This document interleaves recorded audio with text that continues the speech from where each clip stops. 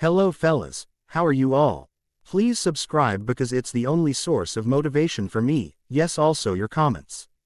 Please do comment as much as you can. Now on to the story. Why me?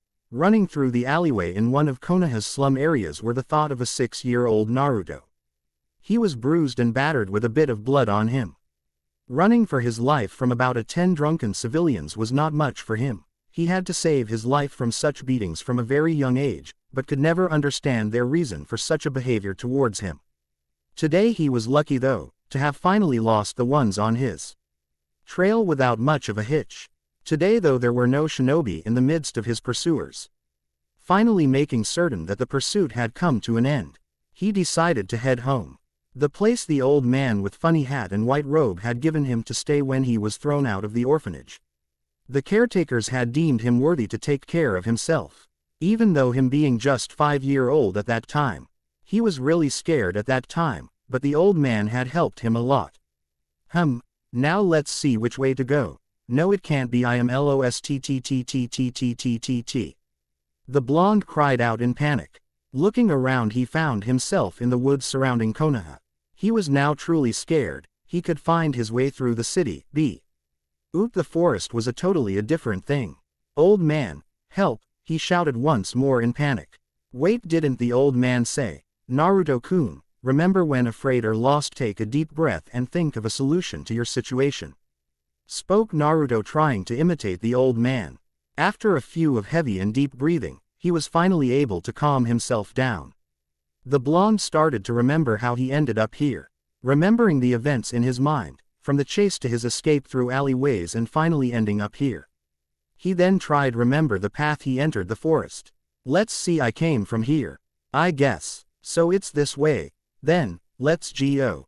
Taking a random path through the forest, Naruto reached a clearing where he found a large flower patch. He looked around the flower patch, it looked old and not taken of care much but still seemed beautiful to his eyes. Seeing the patch he felt a warm feeling in his heart like the times the old man came to visit and play with him, but yet the feeling was more powerful than ever.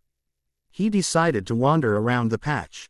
Wandering he came across a 2-storied house in the corner of the patch. For some reason Naruto couldn't help himself and walked towards the house. Every part of him, be it his body or soul, wanted to touch the house. When his hand finally touched the door, black markings started to appear from the spot he touched and spread throughout the house's exterior. He panicked and with a lot of force he pushed himself back. The force also opened the door. Seeing the door open, curiosity took better of the blonde and he went inside the house to take a look. Anybody home? I am lost on my way home. Can someone in the house help me? And it's rather late in the night, called the blonde as he entered the house. No sound was heard other than his echo. He decided to be brave and entered the house into the main hall. There was dust everywhere. It seemed to him no one has been here for a long time.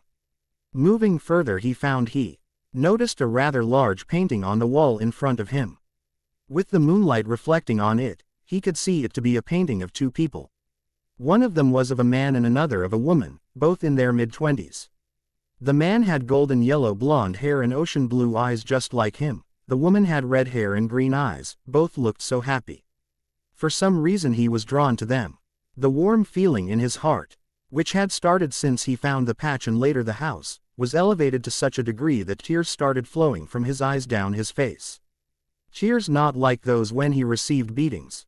When people looked at him with those cold eyes or children's refused to play with him or he was sad, lonely or hurt. He felt happy. Touching the portrait he muttered, Oka-san, Otu-san. The names of the 2 were written in the bottom of the frame. Namikaze Minato, Namikaze Uzumaki Kushina. Her surname is same as mine, so she is my Ka-san, Datbeo, so he must be my 2-san. 1 year later. In the past year, Naruto would visit the house from time to time. He kept it a secret from everyone, even from his Ojii-san. He started referring to the Hokage as such. In the time he started learning from the books and scrolls from the library of the house. He always wanted to be a shinobi, but had no one to help until he joined the academy. Knowing some of the books and scrolls were on ways to be a ninja made him read them with all of his concentration.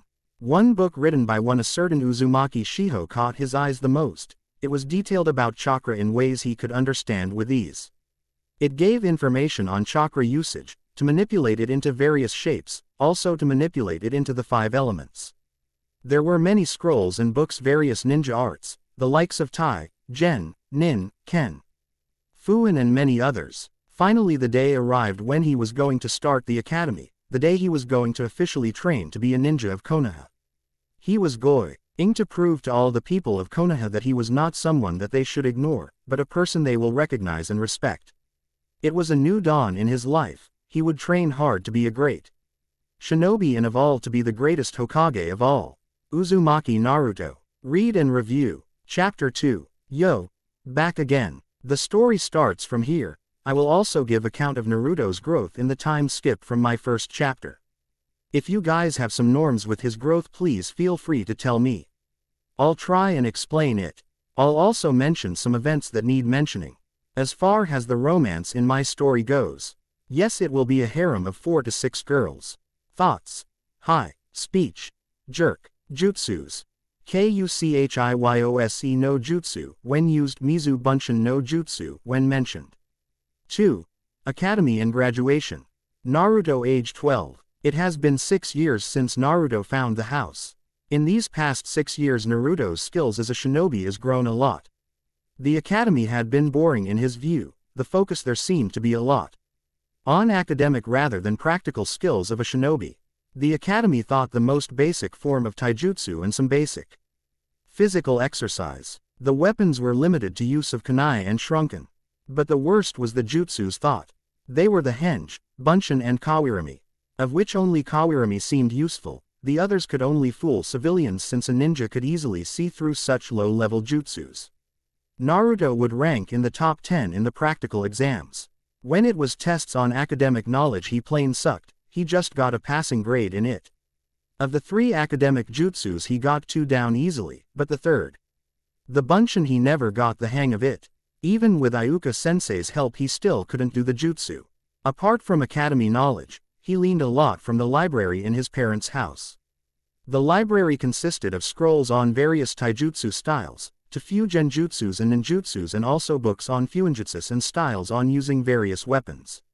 There were books on usage and importance of hand seals and how they worked in molding one's chakra and were easy to understand than the boring lectures of Iruka sensei.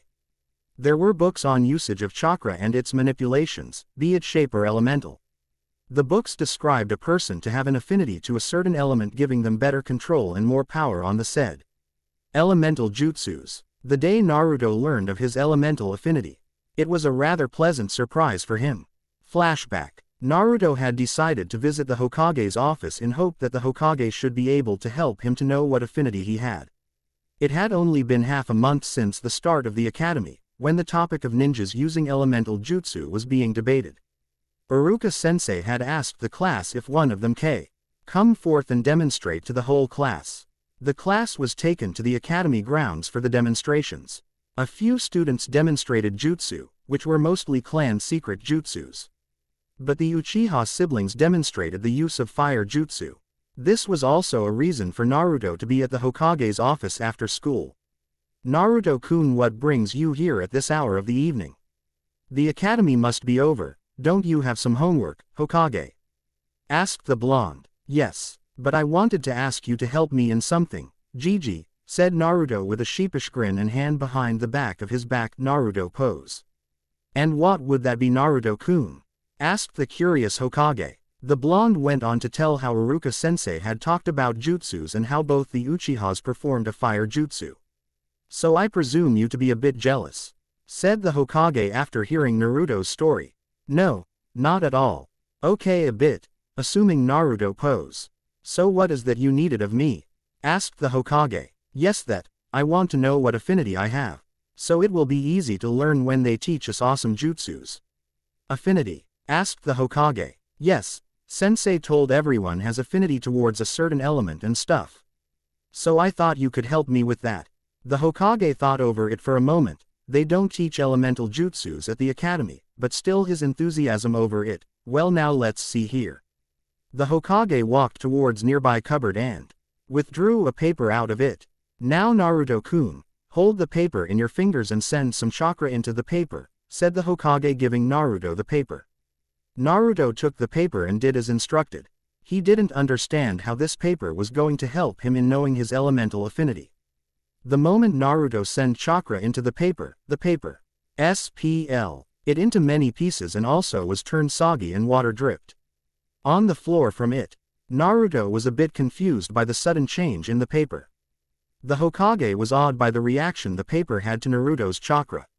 Not only he has two elemental affinities, also they are really strong. It seems you have an affinity towards two elements, which is rather rare. One being of wind and the other of water, Naruto-kun, said the Hokage. Yada. That means I am awesome, proclaimed the blonde. End flashback. From that day Naruto had started training himself in the use of the jutsus of wind and water elemental jutsus. There were only a few jutsus in the library of the house academy, 1 month before graduation exams. Currently Naruto was being lectured by Iruka for his latest prank in front of the whole class. The class was enjoying every moment of it, from the blonde's prank to Iruka's lecture. The class comprised of about 30 more students. Most of the class comprised of civilian children. For most of them learning ninja arts was just fun or something their parents forced on them. To the boys it was to show others of them being superior and girls to find a knight in shining armor Sasuke. To Naruto 9 of them seemed capable to have potential of being great shinobis. They were Nara Shikamaru, the son of head of the Nara clan. The laziest person Naruto knew of, but also the smartest, just too lazy to try. Akamaiki Choji, the son of head of Akamaiki clan. Loves to eat but never call him fat, if you do, you die. Inuzuka Kiba, the son of Inuzuka clan head. A loudmouth who loves to prove him being the alpha. Always has his nin dog partner Akamaru. Aburame Shino, the son of Aburame clan head. A very quiet person and also great at analyzing things. Uchiha Sasuke, the son Uchiha clan head. One of the 2 survivors of Uchiha clan massacre. The most arrogant and broody person. Uchiha Hitomi, twin sister of Sasuke, daughter of Uchiha clan head. Second survivor of Uchiha clan massacre. Hyuga Hinata, the daughter of Hyuga clan head. A sweet, kind and shy girl. Yamanaka Ino, the daughter of Yamanaka clan head. A loudmouth, gossip queen and die-hard Sasuke fan.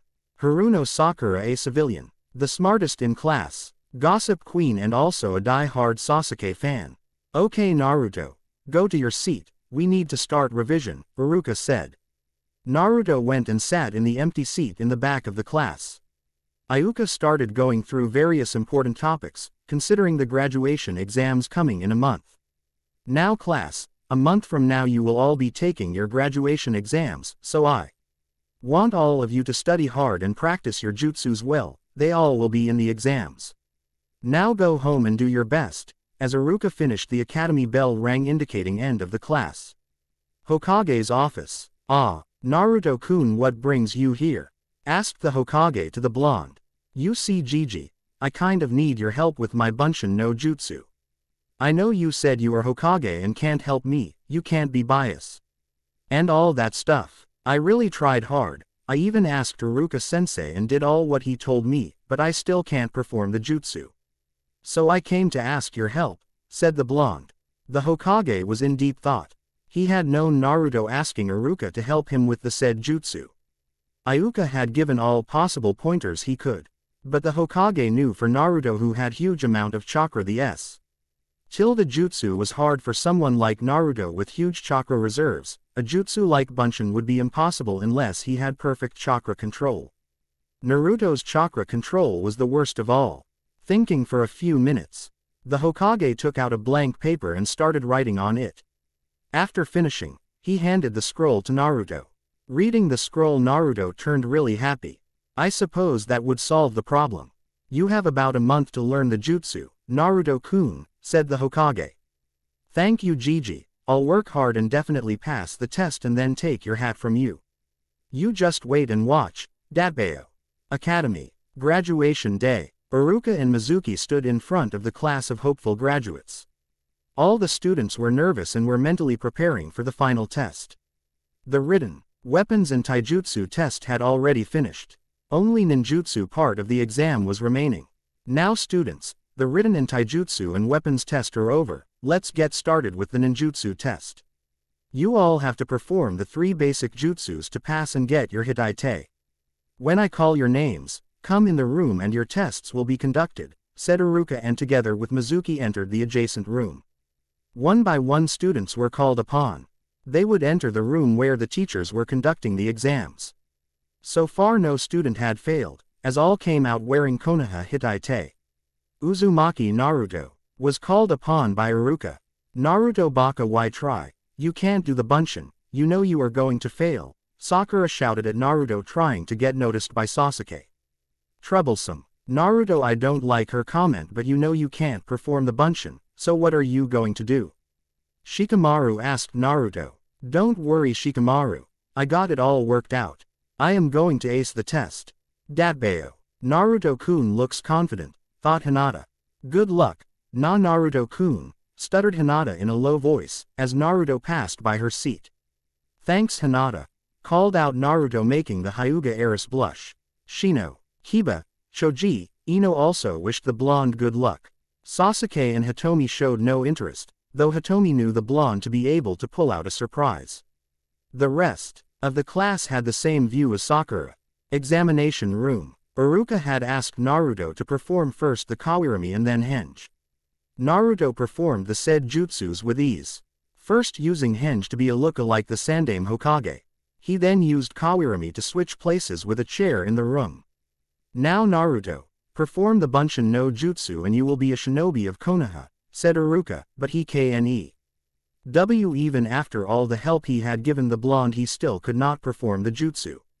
Hey Iruka-sensei, can I do another bunshin? Iruka was brought out of his thought when the blonde piped up the question. Another bunshin, were the thoughts of both Iruka and Mizuki. Sure, Iruka said. Naruto, showing his trademark grin, did some hand seals and called jutsu. 3 water clones materialized out of the air in the room. Both examiners were dumbfounded but hid their surprise. Iruka was very happy for the blonde while Mizuki was seething with anger, thinking his plan was now not in play. Very good Naruto, you pass. You can take the hitaite. As of now you are a shinobi of Konoha, Iruka said with a smile, handing Naruto the hitaite. Naruto ran out of the room after giving Iruka a hug. The class was stunned to see Naruto with a hitaite. Shikamaru, Shino and Choji, Ino congratulated Naruto while Kiba shouted of his passing without knowing the bunshin. Hinata was very happy for Naruto, knowing his hard work had gotten him through. Sasuke, Sakura and the others in the class were thinking along the lines at how Naruto did pass the exam. Uzumaki, we all know you can't perform the bunshin, how did you pass? Hitomi asked the question that was on every student's mind. Oh, I used a jutsu better than the bunshin to pass the exam, Datbeo, said Naruto, pumping his fist in the air. After all students were given the test, Iruka and Mizuki congratulated all for passing and told to assemble in the academy in 3 days' time for their team arrangement. Outside it was a chaos with students being greeted by their parents for passing the exam. Naruto felt a bit sad, but he knew that he was going to go share his awesome passing tale with his parents, so he left in the direction of his parents' house. Whenever he was sad, happy, lonely, the place in the house in front of the big frame with his parents' pictures would always be his solitude. He was happy today, he was finally a ninja and would start his journey to surpass the Hokages and of all his idol his father the Yondaime. It was simple knowing his father was the Yondaime. Once they started the history lessons about the Hokages and their exploits and achievements. It was rather surprising for him still not knowing why most of village population hated him. They praised his father, no they worshipped, but they hated him with same intensity. He had a speculation on why they hated him. Naruto, I wanted to talk to about the test. Naruto was brought out of his daydreaming by Mizuki calling him. What about it sensei? Asked Naruto, turning to talk with Mizuki. It so happens Naruto, you are supposed to give a supplementary test, said Mizuki. What for sensei? Naruto shouted. Now Naruto, don't shout please, it's just that you didn't use the Bunshin no Jutsu but another jutsu to pass, said Mizuki. But I never had something like this before. Now Naruto, it because such circumstances have hardly shown in academy history, It has only happened about 4 times before, said Mizuki. Oh, But Naruto knew something was off about this test. Jiji had told him when he gave him the jutsu that it will be enough to replace the Bunshin no Jutsu and pass the test. Naruto came to a conclusion that Mizuki was up to something, but he decided to go on with Mizuki's idea. Mizuki told him about the supplementary test. You guys should know it by now. Hokage's building. Unknown room. Night time. Ah, Naruto-kun, what brings you here at such a time in my office and that scroll?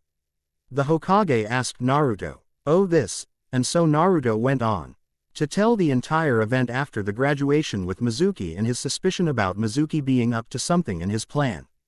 The Hokage thought on it for a moment and then spoke. So you intend to see what he is up to?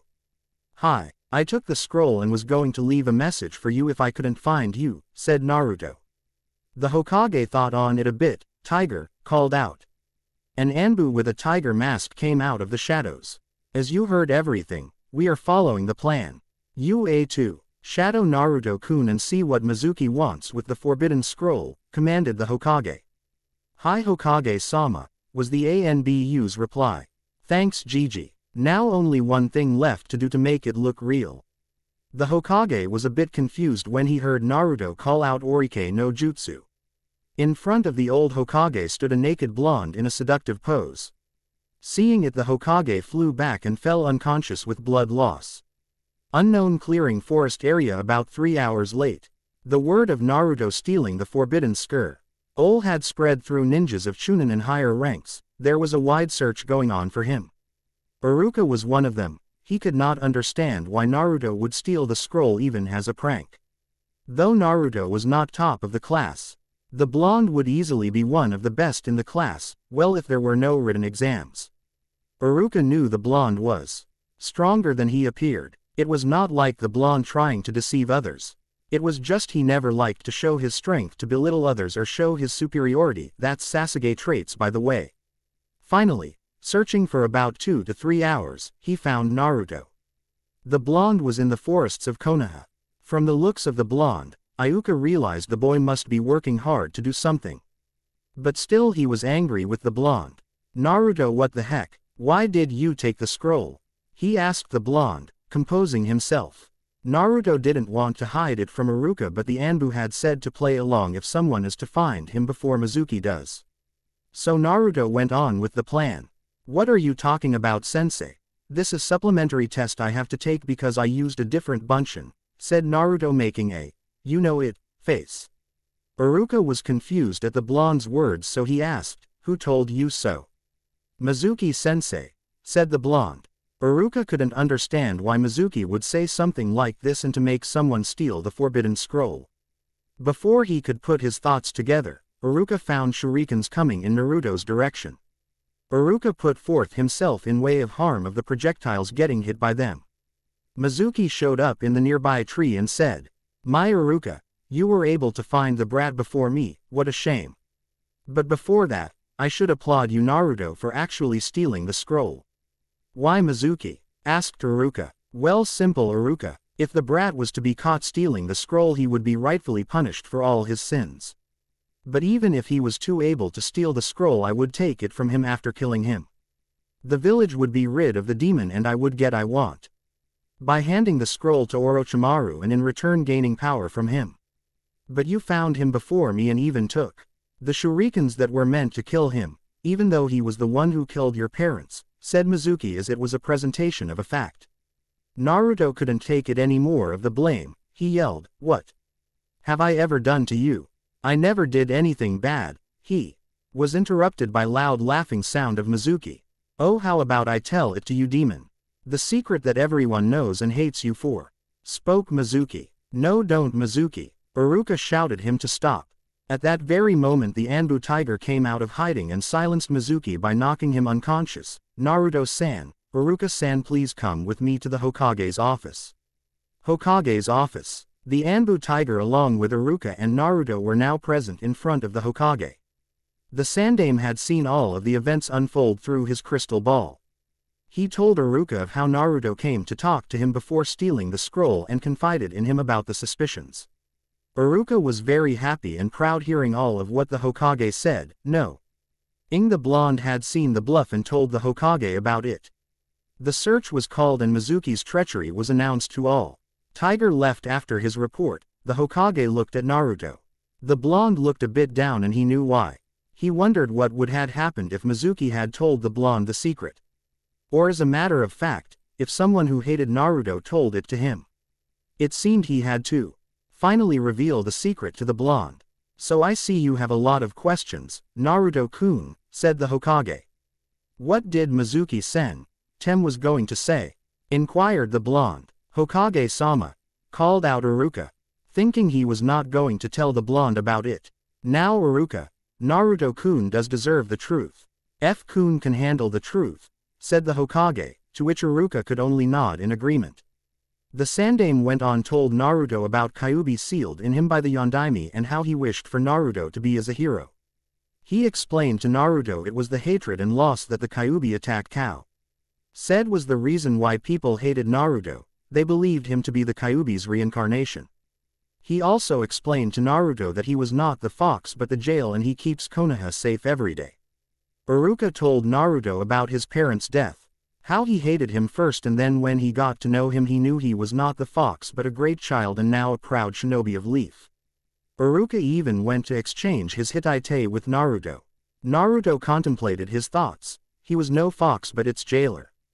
He understood the villagers didn't hate him but hated the fox. He will be their protector and show them he is not the fox. He will gain the respect of the villagers through his work as a shinobi. But of all the thoughts, what mattered to him was it was the Yondaime his father that sealed the fox in him. He had trusted him with the duty of keeping Konoha safe. He would keep the fox sealed away until he lives and make his father proud. End chapter. To note, now people I excluded the part of Naruto painting the Hokage monument and his punishment. Do not think the event didn't take place, it doesn't goes as in the manga. Naruto loves pranks, so do I. The part in which Iruka talks with Hokage also did happen. I was just feeling lazy to write the events. Chapter 3. Hi readers, back again with the third chapter. Now let's get to you some facts before I proceed with the story. Naruto started the academy with students his age group. Naruto never failed the exams, this was his first try. Naruto has no romantic feelings for Sakura. Naruto and Sasuke rivalry does exist. Naruto wants to remove Sasuke's superiority complex and Sasuke thinks along the lines of how a no-clan boy to be this good. Naruto still loves to prank people. Naruto is oblivious to Hinata's feelings. Now the story has a Naruto harem. The limit of girls in the harem is about 4 to 6. I already have 3 girls in the harem list, rest options will be on a poll. So do vote. I haven't decided to rewrite the anime spoilers, but if I do, only my favorites will be included. Thoughts. Hi. Speech. Jerk. Jutsus. Kuchiyose no jutsu, when used Mizu Bunshin no jutsu, when mentioned. Inner Sakura. I am a jerk. 3. Training, growth, team selection. Day 1 after graduation exams. It is about 5 in the morning. Currently Naruto was heavily snoring on his bed. There could be seen scrolls, books, ramen cups and some dirty clothes scattered through the room. Suddenly an ear-splitting sound echoed through the room. The sound made the blonde jumped out of his bed. Darn the clock, now why in the world did I set it at 5 in the morning? Inquired the blonde to himself looking at the time and then stopping the clock. The events of last night played through his mind. Mizuki trying to trick him and even as far as going to kill him for his greed for power. The Sandaime Hokage telling him about the reason of why all people seemed to hate him. Iruka sensei accepting him and even exchanging their Hittite. The blonde had visited Hi's parents' house after all was settled down. Flashback. Naruto was standing in front of his parents' portrait. The revelation of him being the container of the Kyuubi no Kitsune was far for him to digest. He somehow had kept his emotions in check in front of the Hokage. But standing in front of the frame, a place where he felt connected to his parents' tears streamed down his eyes. The Hokage had told him the Yondaime trusted him that he would keep the Kyuubi at bay. But standing here he wanted to know was it that his father trusted him or he had no other option. But now looking onto the frame he could feel it. His father and mother not only loved him, but trusted him with the burden, no not a burden but a responsibility. End flashback. He had last night promised himself to work even harder than before to achieve his dreams.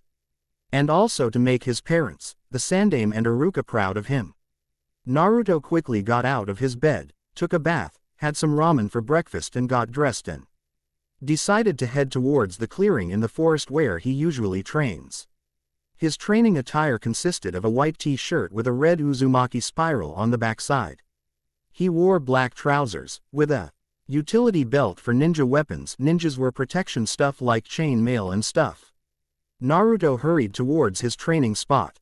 On the way he came across a training ground which had a water stream running, though he needed a water boy to train on one of his jutsu.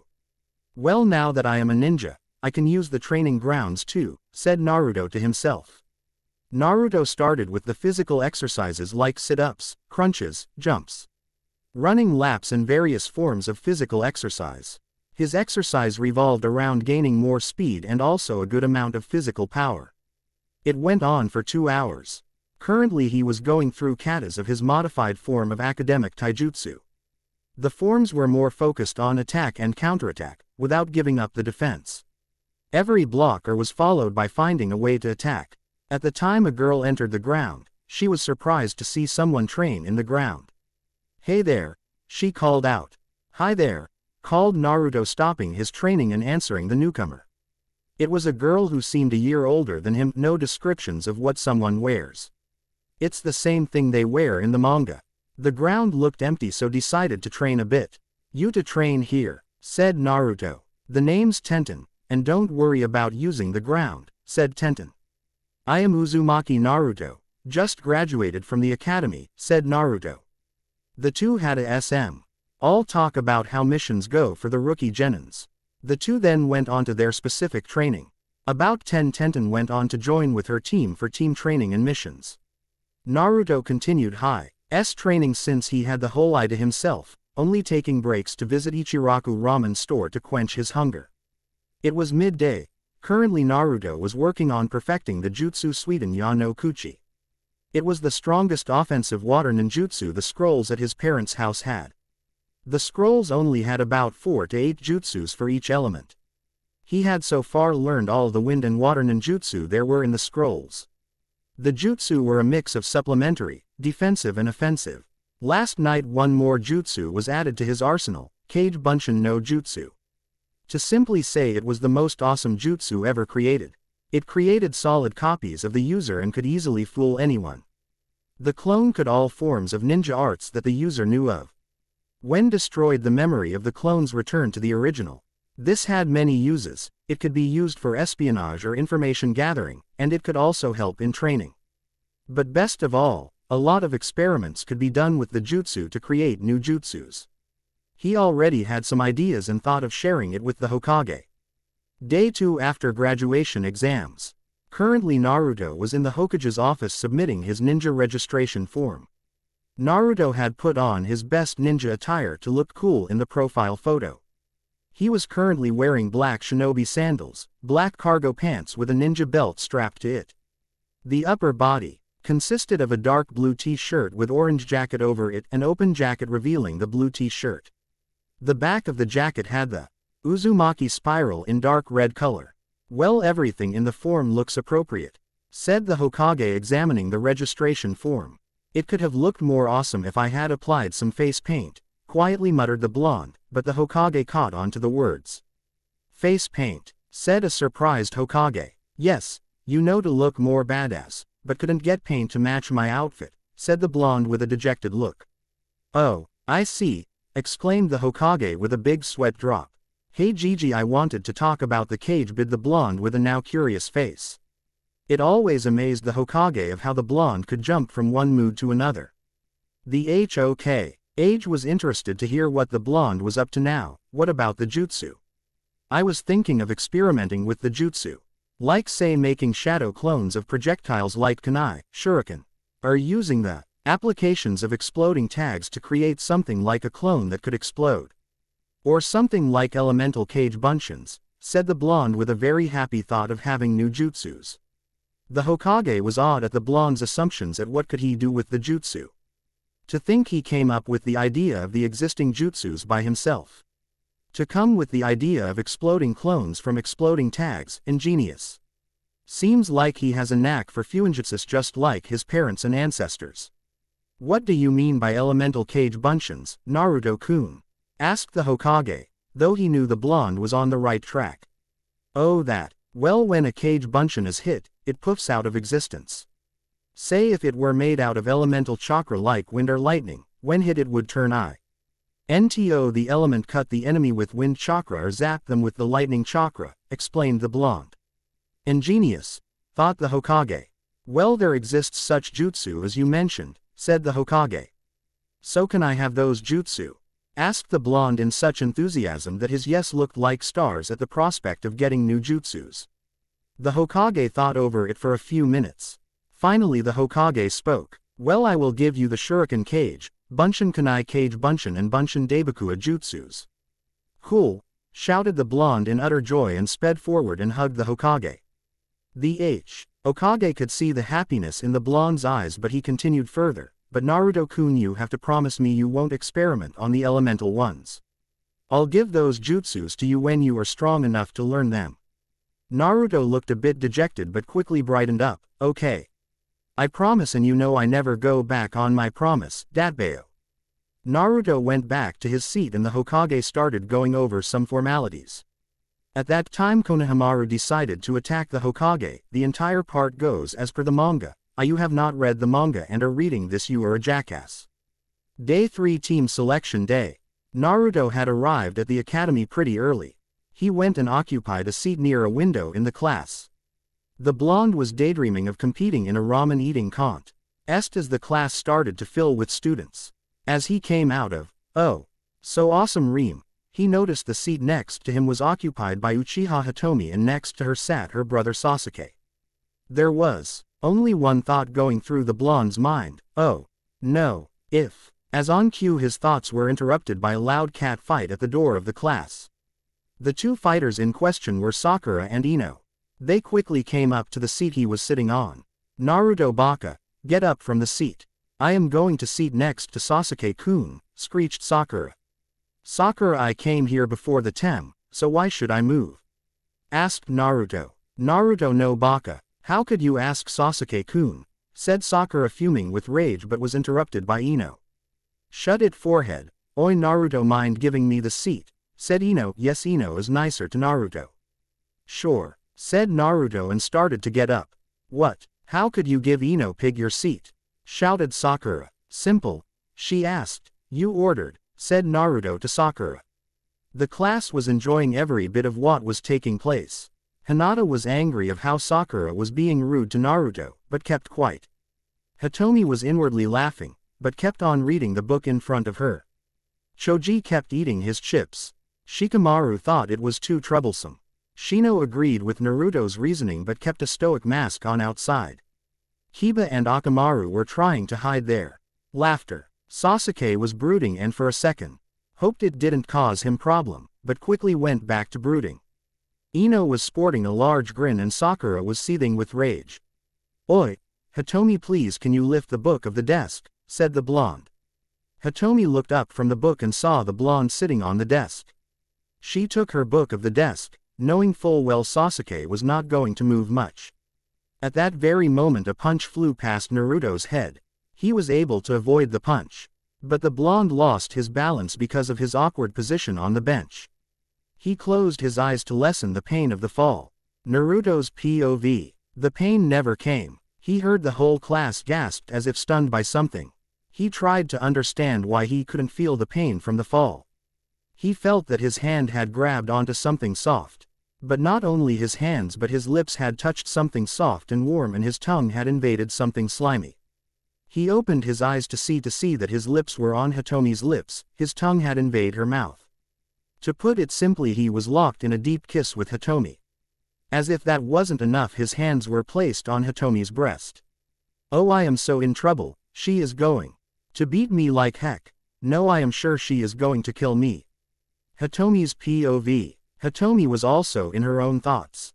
She was having a kiss, no not just a kiss but was having a deep kiss with Uzumaki. His lips felt a bit nice on her lips, she stopped such thoughts quickly. His tongue had gained access in her mouth. She felt their tongues touch each other. But if that wasn't enough, his hands were placed on her breasts. She knew it wasn't his fault, but how could she let this go by? Sasuke's POV. He was busy brooding, when he heard the entire room gasped. When he looked up to see the reason of all the gasps, he was dumbfounded at the scene he just saw. The Dobi Naruto was kissing his sister. Only one thought rang through his mind: if Hitomi doesn't kill you, I will surely kill you, Dobi. Hinata's POV. Hinata was all red in the face. She couldn't understand, was she angry or rather embarrassed? She knew it wasn't Naruto-kun nor Hitomi's fault, the one to blame was Sakura. But seeing Naruto-kun kissing another girl was making Hinata furious and also embarrassed. Naruto-kun. Normal POV. Troublesome, thought Shikamaru seeing what had happened. Choji had his mouth wide open and the bag of chips had fallen to the ground. Shino had his eyebrows raised over the glasses. Kiba was first dumbstruck at first, but when he came out of his stupor, he muttered, "Lucky jerk, getting a po." Sight of bark from Akamaru. Hitomi is also famous and good-looking. Ino had a face as she had seen something awesome. Sakura was dumbstruck. After all, it was her fault. Naruto could clearly see the shock in the eyes of Hitomi and vice versa. He slowly was pulling out of the kiss, but suddenly his male nature took over. Unknowingly his hands gave a gentle squeeze to Hitomi's breasts. He could easily see the shocked expression turning to pure rage. "I am so dead," thought Naruto. When Hitomi was going to let it go, she felt Naruto's hand squeeze her. She was now seething with rage. Only one thought rang through her mind. "You were so dead, Uzumaki." After 15 minutes we find Naruto battered and bruised and Hitomi was standing over him with her fist clenched in a punch. After that she went and took her seat. Naruto somehow got himself in a seat in back of the room. 5 minutes later Iruka entered the classroom. All of the graduates were present to be selected in their team. His eyes searched for Naruto. He found the blonde in back of the class and looked as if he was badly beaten. "Now someone mind telling me as to what happened to Naruto?" inquired Iruka. "Nothing happened," Iruka-sensei saw it Hitomi sporting a small tinge of pink on her cheeks. "Right, Uzumaki?" Hitomi asked, looking at the blonde with a menacing glare. "Yes, nothing happened. Got myself hurt while training," said Naruto. Iruka let it go by. He took a roll call of all graduates to see if all were present. After knowing all to be present, Iruka gave a long speech about the life of shinobi and how the village expected great things from all of them. Hing the teams that were formed and names of the Jonin sensei of each team. No one knows who are members of Team 1 to Team 6 and no one cares. Now Team 7 consists of Haruno Sakura, Uchiha Hitomi, Uchiha Sasuke, said Iruka when he heard a loud scream of joy and a bang on the table. "True love wins. Take that, Ino pig," screeched Sakura. "Now let me continue, Sakura." I was saying Team 7 consists of Haruno Sakura, Uchiha Hitomi, Uchiha Sasuke and Uzumaki Naruto. Your Jonin sensei will be Hitaki Kakashi, said Iruka. Iruka sensei isn't a team made up of 3 genins and 1 jonin? Asked Hitomi, which was the thought going through most of the students' mind. You see, the class compromises of 31 graduates. Either one student was to wait for next year's batch or a spot in one of the existing teams. Hokage-sama thought it unfair to the student who wouldn't be selected after all his hard walk. That is you odd team was formed, explained Iruka. I get what you said, Iruka-sensei, and I don't mind being part of a 5-man squad. But why it had to be Team 7 inches, said Blonde. What do you mean, Naruto?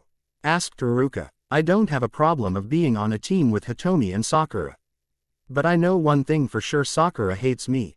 As for Sasuke Tem, I know he has a pole stuck in his back, but still he doesn't get along with anyone other than his sister, but we two get along the worst. Said the blonde, making a face saying, you know it. When the whole class heard this, the class had various reactions. The boys were laughing hard, but of all Kiba was rolling on the floor with laughter. The girls were seething in rage at what Naruto said about their precious Sasuke-kun. The only girls not angry were Hinata and Hitomi. Hinata was trying to hold back her laughter. For Hitomi, she couldn't understand either to laugh or be angry at the blonde's comment. She knew what he said was right.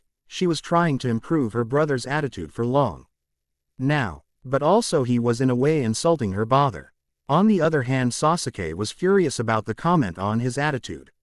He agreed with the blonde that they both never got together on anything. Also, the more members on the team, the more hindrance for him to achieve his goals. I wasn't the one who made the teams, it was Hokage-sama. Now continuing forward, Team 8 consist, said Iruka. They are the same team formations, so no use to write. 3 hours later. It had been 3 hours since lunch break after team announcements. Currently there were 4 members of Team 7 in the classroom. The other teams were picked up by their respective jonins and had left. Even Iruka had left. Sasuke was busy brooding. Hitomi was sitting next to him and reading some novel. Sakura had already given up on her attempt to ask Sasuke for a date. For now, and was busy looking at herself in her mirror. Naruto was reading a book on sealing arts. "What's up with our Jonin-sensei?" shouted the blonde, startling the other occupants of the room. "Dobi, have some patience," said Sasuke. "Patience, Tem. I had it for the past 3 hours, said Naruto. Naruto went up to the door and unsealed some stuffs from a scroll. "What are you doing, Naruto Baka?" asked Sakura. "Simple, I am going to show what happens to those who are late." "He is going to be pranked by the great Uzumaki Naruto, Datbeo. He is a Jonin Dobi, he won't fall for your stupid pranks," said Sasuke. "Yes, I know, but still worth a try," said Naruto. "I am helping too, he needs to be punished for being late," said Hitomi, shocking others. 30 minutes later, Hitaki Kakashi entered the classroom, opening the door. The moment he opened, the door opened, many things happened at once. First he was drenched in some sticky liquid, then feathers came out of nowhere and stuck to high. And there was an explosion above his head, spraying pink-colored dust. After everything had finished, Naruto was rolling on the floor laughing hard, along with saying something like "Pink birdie. Hit him." I was also laughing at the state of whoever the guy was. Sasuke was not interested. Sakura was confused of what to do. "Are you Hitaki Kakashi, our Jonin-sensei?" asked Naruto. "Yes, that I am, and you must be Team 7 inches, said Kakashi. The 4 nodded to him. Hitomi and Naruto were happy that they got the right guy. "Serves him right," were the thoughts of the both of them. "Is he even a Jonin?" was Asuke thinking after seeing the said man fall for such a stupid prank. "Sorry, sensei. I told Naruto Baka to stop," apologized Sakura to Kakashi, but inner Sakura was shouting, "Cha! That's what you deserve, to be late. My first impression of all of you, I hate you guys. Now meet me on the roof in 10 minutes, said Kakashi in a bored expression. The 4 face faulted at his words and attitude. 10 minutes later, on the rooftop, Kakashi was sitting by the railing, the genins were sitting in front of him. Kakashi was completely clean as nothing had happened. "Now, we should start with the introductions," said Kakashi. "What do you mean by introductions, Kakashi-sensei?" asked Sakura. Did she just ask that? Were the thoughts of all other 4. "Well, you know your likes, dislike, hobbies and dreams and stuff like that," said Kakashi. "Why don't you start first, Kakashi-sensei?" said Hitomi. "Okay, I am not writing the introductions of Kakashi, Sakura and Sasuke, they go as in the manga." Hitomi was a bit saddened by Sasuke's introduction. He was determined to avenge the clan. She couldn't say anything against him on the matter. She too hated her brother for everything he did that night. He only knew it was Itachi, her brother, who killed all of the clan, even their parents. Sasuke was the one who he had seen Itachi's act when he was put under the Tsukuyomi Genjutsus. So Tem wishes to kill his brother, thought Naruto. Kakashi pointed at Hitomi to introduce herself. Hitomi came out of her thoughts and spoke. "I am Uchiha Hitomi. I love spending time with my brother, reading novels and training. I dislike perverts, people who don't take their ninja life seriously, especially girls who give kunoichis a bad reputation. My hobby is reading. My dream is to become a great kunoichi acting the Uchiha clan, and my parents proud of me, and also to one day meet him." Sasuke nodded in agreement, and Sakura was thinking along the lines as how cool both the Uchiha siblings were. She is not focused on revenge as her bother, thought Naruto. Kakashi pointed at Naruto to continue. "I am Uzumaki Naruto. I like ramen, especially the ramen at Ichiraku Ramen stand and training. I dislike the 3 minutes it takes for ramen to be ready, said Naruto. Does he always think about ramen, were the thoughts of other four. And my dream is to be the greatest Hokage, surpassing even the Yondaime, shish. Outed the blonde standing up and pointing towards the Hokage monument. A fool's dream Uzumaki, but if I know something about you it is that you always surprise others, thought Hitomi. HN, grunted Sasuke. Naruto, thought Sakura. Cha, he is trying to act cool to make Sasuke-kun look bad, said inner Sakura. Yes, that's how it is. Very good. And your hobbies? Asked Kakashi. Eating new types of ramen, pranks, said the blonde. So I got a fangirl, an Avenger, someone not sure of what she exactly wants with her past and a ramen addict, thought Kakashi. Now I would like to tell you that none of you are genin yet, said Kakashi. What do you mean, sensei? Asked Hitomi. Yes, we already passed the test, said Sakura. Well, the academy tests were to determine who were capable of being genins. Tomorrow I will give you a survival training test to see are you genin material or not. Remember, well, out of all the teams, your chances of passing are only 33, said Kakashi, at which the genins paled. Kakashi continued, oh, and I suggest you don't eat before coming to the test or you might throw up. Meet you at 0700 hours at Training Ground 7. Kakashi left by use of Sunshin no Jutsu. The 4 genins left for their homes thinking of passing the tests for personal reasons. End chapter. To note, Hitomi is a carbon copy of her mother, a mini Makoto. Her hair is long, Richa. She wears a bluish-gray top. No, it does not hug her skin, it has the Uchiha symbol on the back. The lower boy consists of black tights and above a dusty red-colored skirt. Chapter 4. Hi readers, back with another chapter. Thoughts. Hi. Speech. Jerk. Jutsus. Kuchiyose no Jutsu, when used. Mizu Bunshin no Jutsu, when mentioned. Inner Sakura. I am a jerk. 4. Bell test and the team. It was around 7 in the morning when Naruto reached to Training Ground 7. The Uchiha siblings were already present at the ground. Naruto greeted the two, to which was returned by Hitomi, and Sasuke grunted. Naruto took a seat by a nearby tree. Sakura arrived about 15 minutes later and started to rant out apologies to everyone for her being late. Sakura, stop apologizing. Kakashi-sensei hasn't arrived yet, said Naruto. Yes, Sakura, so you are not late, assured Hitomi to the Sakura. By the way, does anyone know anything about our sensei? It could help in whatever tests he give us. Well, I found a little information about him, said the blonde, piping the interests of his other teammates. Care to share with us, Dobi? Said Sasuke. Indeed, Tem, earning a growl from Sasuke and a glare from Sakura. Kaka's Hai Sensei is said to be one of the strongest of the current Jonins. He is famed as Copy Ninja Kakashi and has said to have copied over 1,000 jutsus, said Naruto.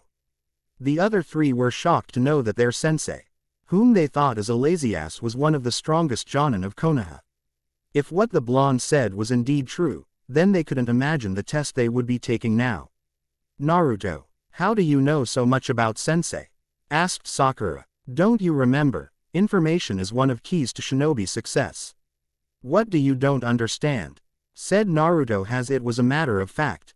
You know what she meant, Uzumaki. Where did you find all the information? Asked Hitomi. Well, you see, that's my little secret. Hide-mi-chan, said the blonde, enraging the Uchiha. 3 hours later, currently the members of Team 7 were busy doing their own stuffs. Sakura had given up on further asking Sasuke on a date after the test, after his 15th denial. She was currently lying by a nearby tree. Sasuke and Hitomi were talking with each other. The 4th member of the team, Naruto, was currently sitting on a nearby rock with his eyes closed. The team had a small discussion about the possible upcoming test after hearing about their sensei from Naruto. At first Sasuke didn't want to participate in the discussion, saying he could take care of himself. After his sister forced him to join the conversation, they went through a few plans to pass the test. Currently Naruto was sitting on a rock and was trying to feel the wind around him. It was one of the exercises for fine-tuning one's control over his element. Seeing that there were not many jutsus to learn in the scrolls at his parents' house, he had decided to start with elemental manipulation. Reading the training required to complete elemental manipulation seemed rather easy for Naruto. But as he stated on elemental manipulation training, he understood why it was considered a Jonin-level skill. It had taken him about 3 months to get a nice clean cut on a leaf and about 4 months to remove water from a leaf, and those were only the basic exercises in the elemental manipulation training. It was only thanks to his huge chakra reserves and amazing healing abilities he was able to continue with exercises. It had taken about a year each to complete the elemental manipulation of his wind and water nature chakra as per the book. Currently Naruto was doing a more advanced form of elemental manipulation training, as he named it. He found how he could better improve his hold over his elemental from an old book he found in the library at the house. In case of wind and water elements, one had to train to sense and use the wind and water in the air. One had to sense and manipulate the elements around him. By now he was able to create small tornadoes of wind and was and draw a little water out of thin air. Suddenly Naruto felt a small disturbance in the wind currents. He opened his yes, and few seconds later Kakashi appeared with a smoke. "You are late," screeched Sakura. "Well, on my way here a black cat passed my road, so to not be cursed by bad luck I came here by traveling from the other side of the village," said Kakashi. The others had a big sweat drop at hearing their sensei's words. "That's so lame," all 4 of them thought. Kakashi removed 2 bells and an alarm clock from his pockets. "Now you are to come at me with all you get with the intention to kill. The ones who get the bells pass, while the others go back to the academy. You have up to noon to get the bells, that is about 2 hours from now." "That's unfair," said all 4. "Well, who said being ninja is about being fair? Now start," said Kakashi. On cue, Sakura, Hitomi and Sasuke vanished from Kakashi's eye view. All they had planned for the tests was now useless. Now they had to fight for themselves. Sasuke and Hitomi hid in opposite side of the grounds, so they could work together to get the bells. Sakura hid close by Sasuke. They at least are good at hiding. They would probably try a sneak attack, thought Kakashi, and spoke, "Aren't you an odd one?" to Naruto, who was standing in the clearing. "Well, you know, the test seems a bit odd," said Naruto. "What do you mean by odd, Naruto?"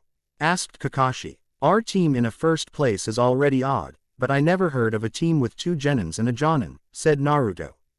"I see, so what do you intend to do?"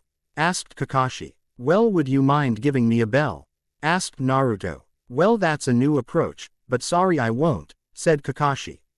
"Well, it was worth a try," said Naruto, and charged at Kakashi at speeds which surprised the older ninja.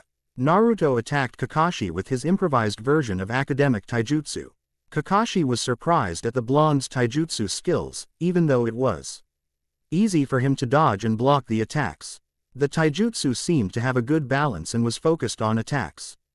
Kakashi decided to see how it was in defense, so he threw a few punches at the blonde, to which the blonde would blocked or dodged and quickly went into attack. The blonde tried to go with down sweep with the legs, which he would follow by an uppercut. But all his attempts were either blocked or dodged. He did come close in hitting his sensei. That was an accomplishment in itself to the blonde, so he decided to get some distance between him and his sensei. The 3 hiding were amazed by the blonde's skills at taijutsu. They knew the blonde was good at taijutsu, but not this good. "Well, your taijutsu is better than what I had heard. It seems you have modified the academic version to something that suits you," said Kakashi with an eye smile, "but it still needs some work." "Thanks, sensei. And yes, I am still working on it," said the blonde. "Now let's continue." The blonde started doing hand seals, stopping on the dragon seal. Kakashi raised an eyebrow at what the blonde was up to now. As on cue he heard the blonde say, "Sweeten ya no kuchi water. Release snake's mouth." A spiral ing column of water rose from the nearby water stream and took form of a snake with gaping jaws and headed towards Kakashi and hit him dead on. "What is that jutsu? Where did the Dobi learn it from?" thought Sasuke with a frown. "Amazing Uzumaki. How much were you hiding your skills at the academy?" wondered Hitomi. Naruto was all Sakura could think, seeing Naruto's performance. Naruto was able to see that what he hit was not Kakashi but a log. He tried to search for Kakashi, when he felt a presence behind him. That was a good one, but Naruto, never let your enemy get behind you, said Kaka. She crouched behind Naruto and holding a tiger seal. Only one thought ran through the minds of other three, run Naruto. When Kakashi said Konohagakure Hiden Taijutsu Ugi Senin Garashi and shoved his fingers into Naruto's backside and sent him flying. All deadpanned at what their sensei just did but were surprised when Naruto disappeared and understand what just happened. He substituted hymns LF with a Kage Bunshin at the last moment. I had heard from Hokage-sama of him learning the jutsu, but when did he make one? Thought Kakashi. In the woods, hidden behind the bushes. I was lucky to H. Avenue already made a Kage Bunshin beforehand, even if it was through memory. That is one of the most dangerous jutsu. Naruto shivered even at the thought. Kakashi decided to go check what the others were doing. Sakura was a disappointment in his eyes. She had easily fallen for a low level genjutsu's Magen Narakumi no Jutsu, demonic illusion heck viewing technique. You know what happened. According to Academy reports, she was smart and had a knack for genjutsus. The two Uchiha siblings had decided to attack in a unit, which came as no surprise to Kakashi. Hitomi had trapped him in a Magen Koke Oni Erizu no Jutsu, demonic illusion false surrounding technique, which was followed by volley of projectiles from the traps they set. Kakashi was easily able to get out of all of it. The siblings THN came at Kakashi with their taijutsu combinations. They seemed to work well as a team. They were even able to touch the bells. Sasuke used his distance. The two formed to fire a Kaden Gokaku no Jutsu, fire release great fireball technique. Kakashi used this to his advantage and used Doden Shinju Zanshu no Jutsu, earth release double suicide decapitation technique, on the two. When Sakura fought the Uchiha siblings whose only head were visible above the ground, she screamed aloud and fainted. Naruto heard the scream and left to see what was up. When he found Sakura fainted and especially the two Uchihas buried inside the ground with only their head above, he couldn't hold his laughter. After a few minutes he stopped and created two Kage Bunshins and made them use Kawirami with the siblings and woke up Sakura. Listen guys, let's attack Sensei together, said Naruto. I don't need your help Dobi, said Sasuke but was interrupted by Naruto. Come on Tem, we have to work together. I tried on my own and failed. I know you guys tried and failed, since none of you have a bell. I know one thing, Kakashi Sensei is way out of our league, said the blonde. Sakura was embarrassed after hearing what Naruto said. She had done nothing and had fainted twice. So she decided to go with Naruto's idea. I am in. Hitomi knew she and Sasuke had given their best and failed. It was as Naruto said, Kakashi was out of their league. Well, I am in too. Sasuke was thinking along the same line as Hitomi, and seeing Hitomi join he too decided to go with it. Fine, but who gets the bells? Let's worry about it when we get them, said Naruto. So what is the plan? Asked Hitomi. We hardly have time left, so we ambush him with full force, said Naruto, to which the others agreed. The four of them went to the clearing where Kakashi was and went to make an assault on him.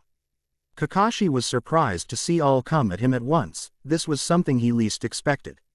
By the time they reached to attack him, the alarm sounded. Seems like time's up, said Kakashi, to which all four had a dejected look on their faces. Kakashi continued, none of you were able to get the bells from me. But you understood I was above your league and decided to attack me as a team. So did you try to find the meaning of the test? The Genins looked confused. After a few minutes Naruto and Hitomi said together, teamwork. With a look saying it was so obvious but also ashamed that they couldn't get the meaning early. Kakashi I smiled at hearing what the two said. Yes, it was teamwork. You were supposed to work as a team to get the bells. But sensei, you only had 2 bells on you, said Sakura. Yes, it was to see if you could put your teammates above you. Kakashi walked to a stone which had names engraved on it and spoke. This is a memorial where names of shinobi are engraved who were killed in action protecting Konoha and their friends. My best friend's name is also engraved here. Always remember this. In the ninja world, those who break the codes and rules are Thrash, but those who ignore their comrades are lower than Thrash. All the genins were awed by what they hear from Kakashi. Now about the test. From what I saw at the end, you all pass, said Kakashi, and the genins rejoiced at being passed. Tomorrow you have a day off. We start as a team the next day. Meet at this ground by 9. With that said, he disappeared. Hokage's office. A lot of shinobis were currently present at the Hokage's office. Everyone was eagerly waiting to hear who of the fresh academy graduates had passed and was now a true shinobi of Konoha. Especially the current batch had a lot of shinobis take an interest in it. Few of the graduates of the batch are son, daughter of clan heads of the major clan of Konoha and also the last 2 loyal Uchiha. Everyone was waiting for Kakashi Hatake, Jonin, instructor of Team 7, to arrive. Finally Kakashi arrived and the meeting started. Now that the all Jonin sensei are present, I would want a report of which teams pass, fail and for reason, said the Sandaime Hokage to everyone. It started with Jonin sensei of Team 1 giving the account of what happened in the test he gave. This reports went till Team 6. All team senseis had failed their teams. Some couldn't work as a team, while some lacked abilities enough to fight for real. Now it was time for Kakashi to give his reports, but was stopped by the Hokage. Kakashi, since you were last to arrive, you will be last to give your report. Kurenai and then Asuma go on with your reports, said the Hokage. All shinobis were now very interested. The 3 teams had the heirs of the major clans. Team 8 passed, Hokage-sama, said Kurenai and recounted the test to the others. She had given a test to them to track and capture her within a space of 2 hours. The 3 genins had used their abilities to the fullest and had shown good teamwork and cooperation. She also believed the 3 had great potential as a team for tracking and espionage. Team 10 passes too, said Asuma. He had given the genins a test to tag him. The 3 as expected had shown good teamwork and with help of Shikamaru's plan were able to tag him. He said if given the proper training would carry on the legacy of their fathers and could be the new generation of Ino Shikacho. The shinobis present were awed by the praises of the 2 Jonin senseis. The children of the clan heads had not only passed but showed great potential for the future. The only left to give his report was Kakashi, whose team comprised of the Uchiha siblings. Team 7 also passed, said Kakashi, surprising all present, since every team he was given until now had failed. Few shinobi started, saying how it must be the Uchiha siblings must have been the main reason Team 7 passed. Kakashi went on to tell the others of what happened during the bell test. Of how Naruto was the first to attack, before voicing his opinion of something of the test didn't feel right. He described how Naruto attacked with his modified version of academic taijutsu and then followed with a water jutsu and replacing himself with a cage bunshin at the last moment before being hit by a Sennin Garashi. He told of how easily Sakura had fallen for a simple genjutsus. Then he went on to explain how the Uchiha siblings attacked him together with their taijutsu and Hitomi with her genjutsu and Sasuke with his fire jutsu. He told how Naruto had convinced them to work together, seeing how he was out of the 4 genins league. The shinobis were happy at the performance of the 2 Uchihas. They also show great potential, something expected of the Uchiha clan. They were a bit disappointed in how Sakura had fallen for a simple genjutsu.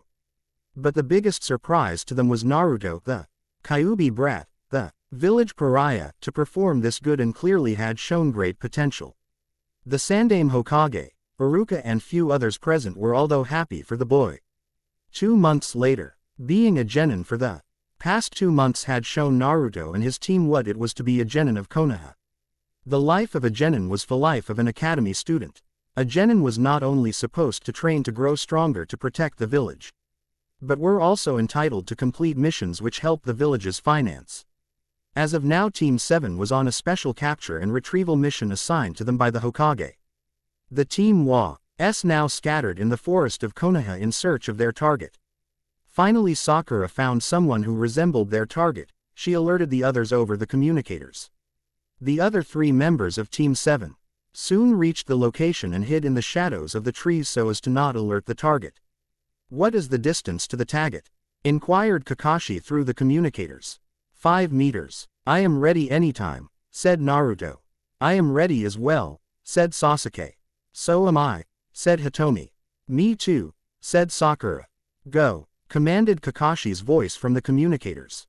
The genins jumped on to catch the target that seemed rather used to escapes. After 10 minutes of struggle, the target was now resting in Sakura's arms. After confirming the identity of the target as lost pet Tora with Kakashi, the team headed for the Hokage Tower. Naruto's POV. I still don't understand why Kami is punishing me in such a cruel way, thought Naruto.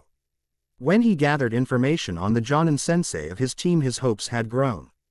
Hatake Kakashi was hailed as one of Konoha's strongest, a man with over 1,000 jutsus. The man even seemed to carry no hatred for the blonde for what he carried.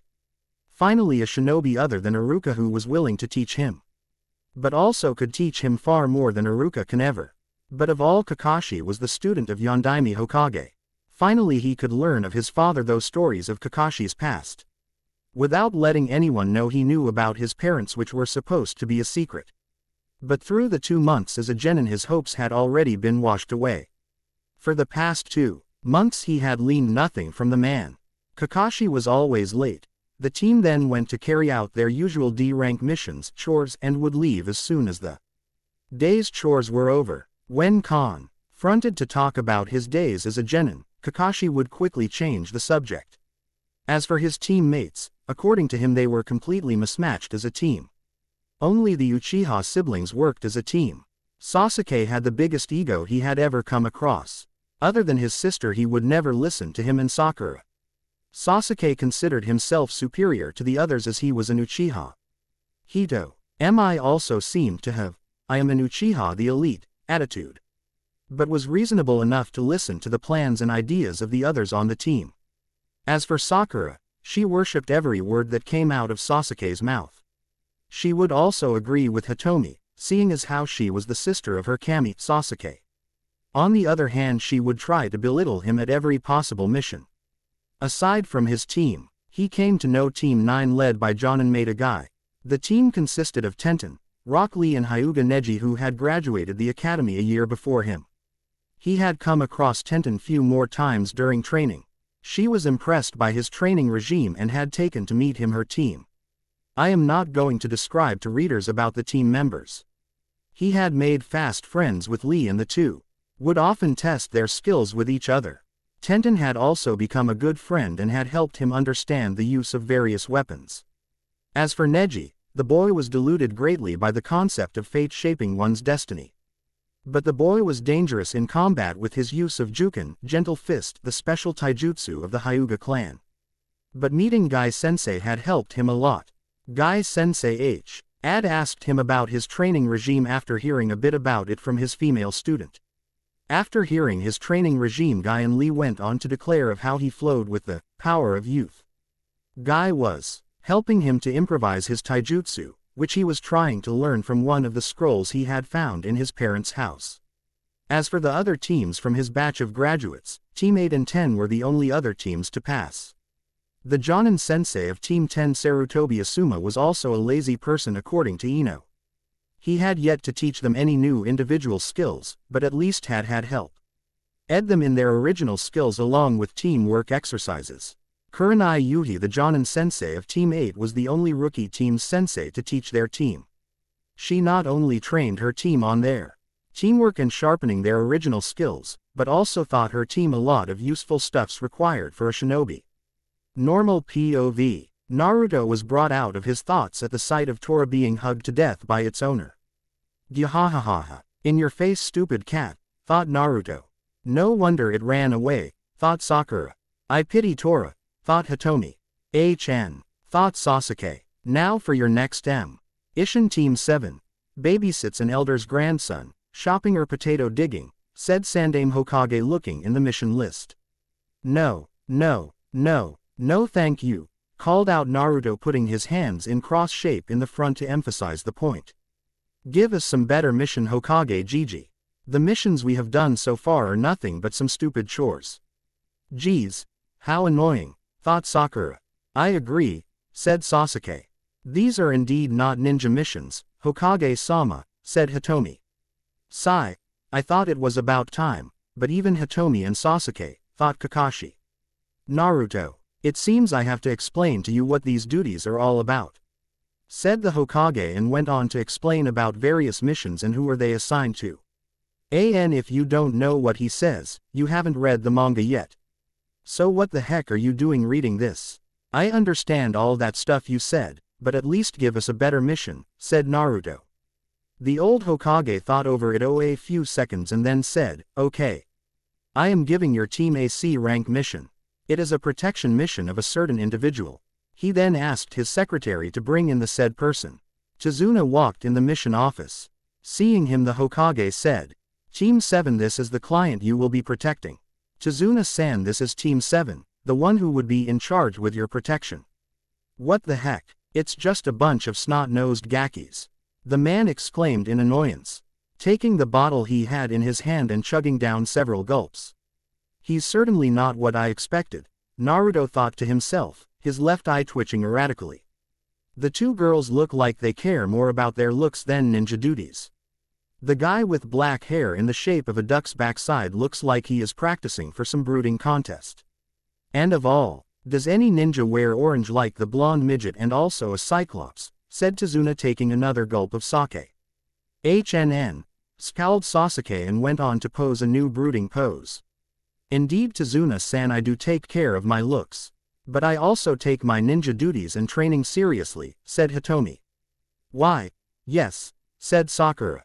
She wanted to respond to Chizuna just the way Hitomi had, but what the Ma-en had said was indeed the truth in her case. We have to look good for Sasuke-kun, said Sakura's inner voice. You were right, the old man would never understand. This made Sakura feel better. Who said ninjas cannot wear orange? I love orange, so I wear it. Get your knowledge right, old man Chizuna. Ninjas are not known for what they wear but are known for their skills, said the blonde, shocking the people in the room. And who are you calling a midget? I am going to kill you. He jumped forward to attack Chizuna but was stopped by Kakashi. Now it isn't nice to kill the client before the mission starts, said Kakashi with an eye smile. Right, Chizuna stuttered a bit as he heard the words of the blonde. Anyways, my name is Chizuna, and I am a master bridge builder. You will escort me back home to Nami no Kuni, where I am building my next bridge. Somehow, despite his drunken stupor, Chizuna managed to straighten himself. I expect all of you to protect me, even it costs you your lives. Right then, Kakashi said as he tried to THN between his students and client. Let's all meet at the East Gate tomorrow at 8 in the morning. Pack for about a week's worth. Mission. M7 left the tower to meet tomorrow for their first C-rank mission. End chapter. Chapter 5. Hi readers, back with another chapter. Thoughts. Hi. Speech. Jerk. Jutsus. Kuchihyose no jutsu when used. Mizu Bunshin no jutsu when mentioned. Inner Sakura. I am a jerk. 5. The Wave and the Demon. It was around 7 in the morning. Naruto just returned to his apartment after about 2 hours of workout. He still had about an hour before he was to meet his team and client at the East Gate of Konoha. It was just a normal C-rank mission, but still was way better than the D-rank missions they had been assigned to since being a genin. Yesterday after the team left the Hokage Tower, Naruto went to meet Guy to inform that he would not be present at training for about a week. Guy advised him to try and find some time for training, but also give the mission his first priority. Lee had given him special protein bars to use on the mission and also has good luck for his first C-rank mission. Tenten had helped him make a list of all necessary stuffs he needed to carry on the mission. Naruto took a bath to wash of the sweat from the morning workout. After that he proceeded to pack his stuff for the mission. Naruto's attire consisted of dark blue shinobi pants, dark blue t-shirt, orange half-sleeve jacket, blue shinobi sandals and fingerless gloves. A shuriken holder was strapped to thigh.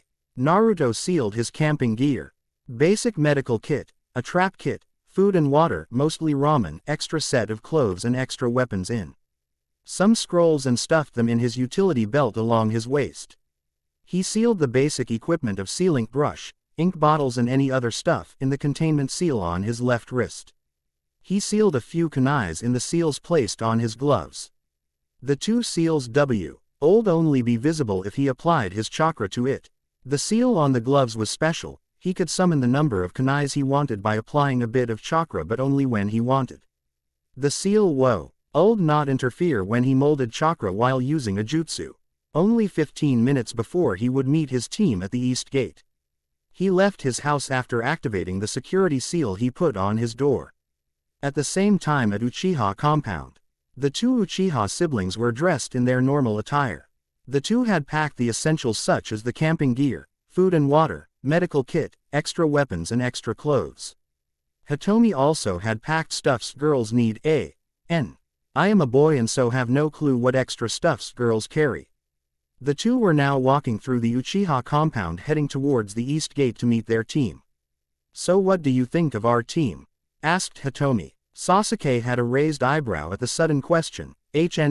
Why do you ask? The two of them hardly talked about their teammates. Heck, other than the team meetings and missions they had never interacted with their teammates. So his sister asking him about his opinion on the team members had taken Sasuke by surprise. Well, simple really. From today about a week or more we will be with them 24 hours of the day, said Hitomi. I see, said Sasuke. The two walked in silence for a minute, at which Sasuke spoke again. I'm not going to pass any opinion on Kakashi-sensei. As for the other two, Sakura would be good in my books if she stops pestering me for dates and take being a ninja seriously. He got a nod from his sister. I guess you are right about Sakura, said Hitomi. Sakura, just like most of the girls of the Uchiha Sasuke fan club, thought that her father would be there to save them out of any dangers. At least unlike most girls, Sakura had given a bit more importance to being a ninja. Her taijutsu was average, unlike most others girls, whose taijutsus were pathetic to say the least. Sakura was also really smart in academics. Kakashi-sensei should at least teach us something useful. Hitomi also didn't want to form an opinion on Kakashi, as it had been only 2 months since she met sensei. As of the Dobi, he is decent for someone without a clan, said Sasuke, a bit annoyed. Hitomi was not surprised by the annoyed look Sasuke gave when he spoke of Naruto. Naruto was a civilian and an orphan. He lived on his own as far as the Uchiha siblings could remember. Also no one seemed to help him. Hitomi only remembered a few people who helped Naruto or rather associated with him. Even still he could fight on equal grounds with both the Uchihas. Yes, Uzumaki is indeed a mystery, said Hitomi, to which she received a raised eyebrow from Sasuke. The two walked in silence towards the gates to meet their team. At the same time, Hanuro household. Hanuro Sakura was currently in her room rechecking the stuffs she had packed last night for the mission. Makeup kit check, beautiful dresses to impress Sasuke-kun check, camping gear check, basic medical kit check, weapons check, food check. She had informed her parents of the mission last night after she came home.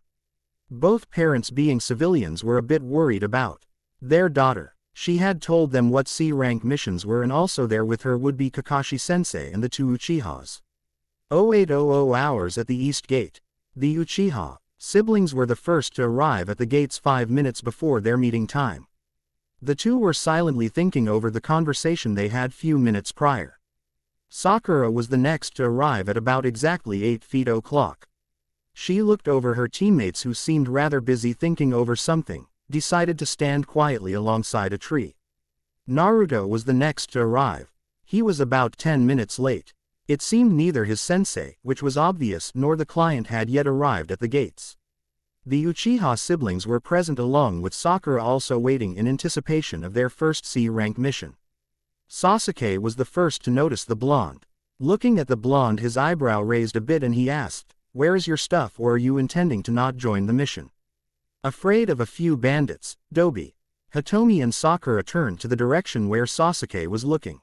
They saw Naruto coming from the direction with no trace of any equipment for their journey. Good one, Tem. As for my stuff, said Naruto, pointing at the pockets of his pants, I got everything in here. Baka, we are not going out for maybe weeks, shouted Sakura. Now Sakura, have you never heard of sealing scrolls? Asked Naruto. This answered the question of the three of where Naruto's stuff was. 1 hour later, Kakashi showed up with Tazuna at the gates. All of his students were already present there and currently resting along the trees. When his eyes settled on Naruto and saw the boy was not carrying any stuff with him, he was about to question the blonde when his eyes lay on the book he was reading. A book on Fuinjutsu. Now that is interesting, thought Kakashi. Naruto, your stuff? Asked Kakashi to Naruto, who pointed at his pockets. Sealing scrolls? Asked Kakashi, to which the blonde nodded. Kakashi decided to ask where the boy got the scrolls from, but decided that on a later time. Okay team, let's go. On the road to Wave, Team 7 quietly walked down the road along with Tazuna towards their destination. This was their second day on the road.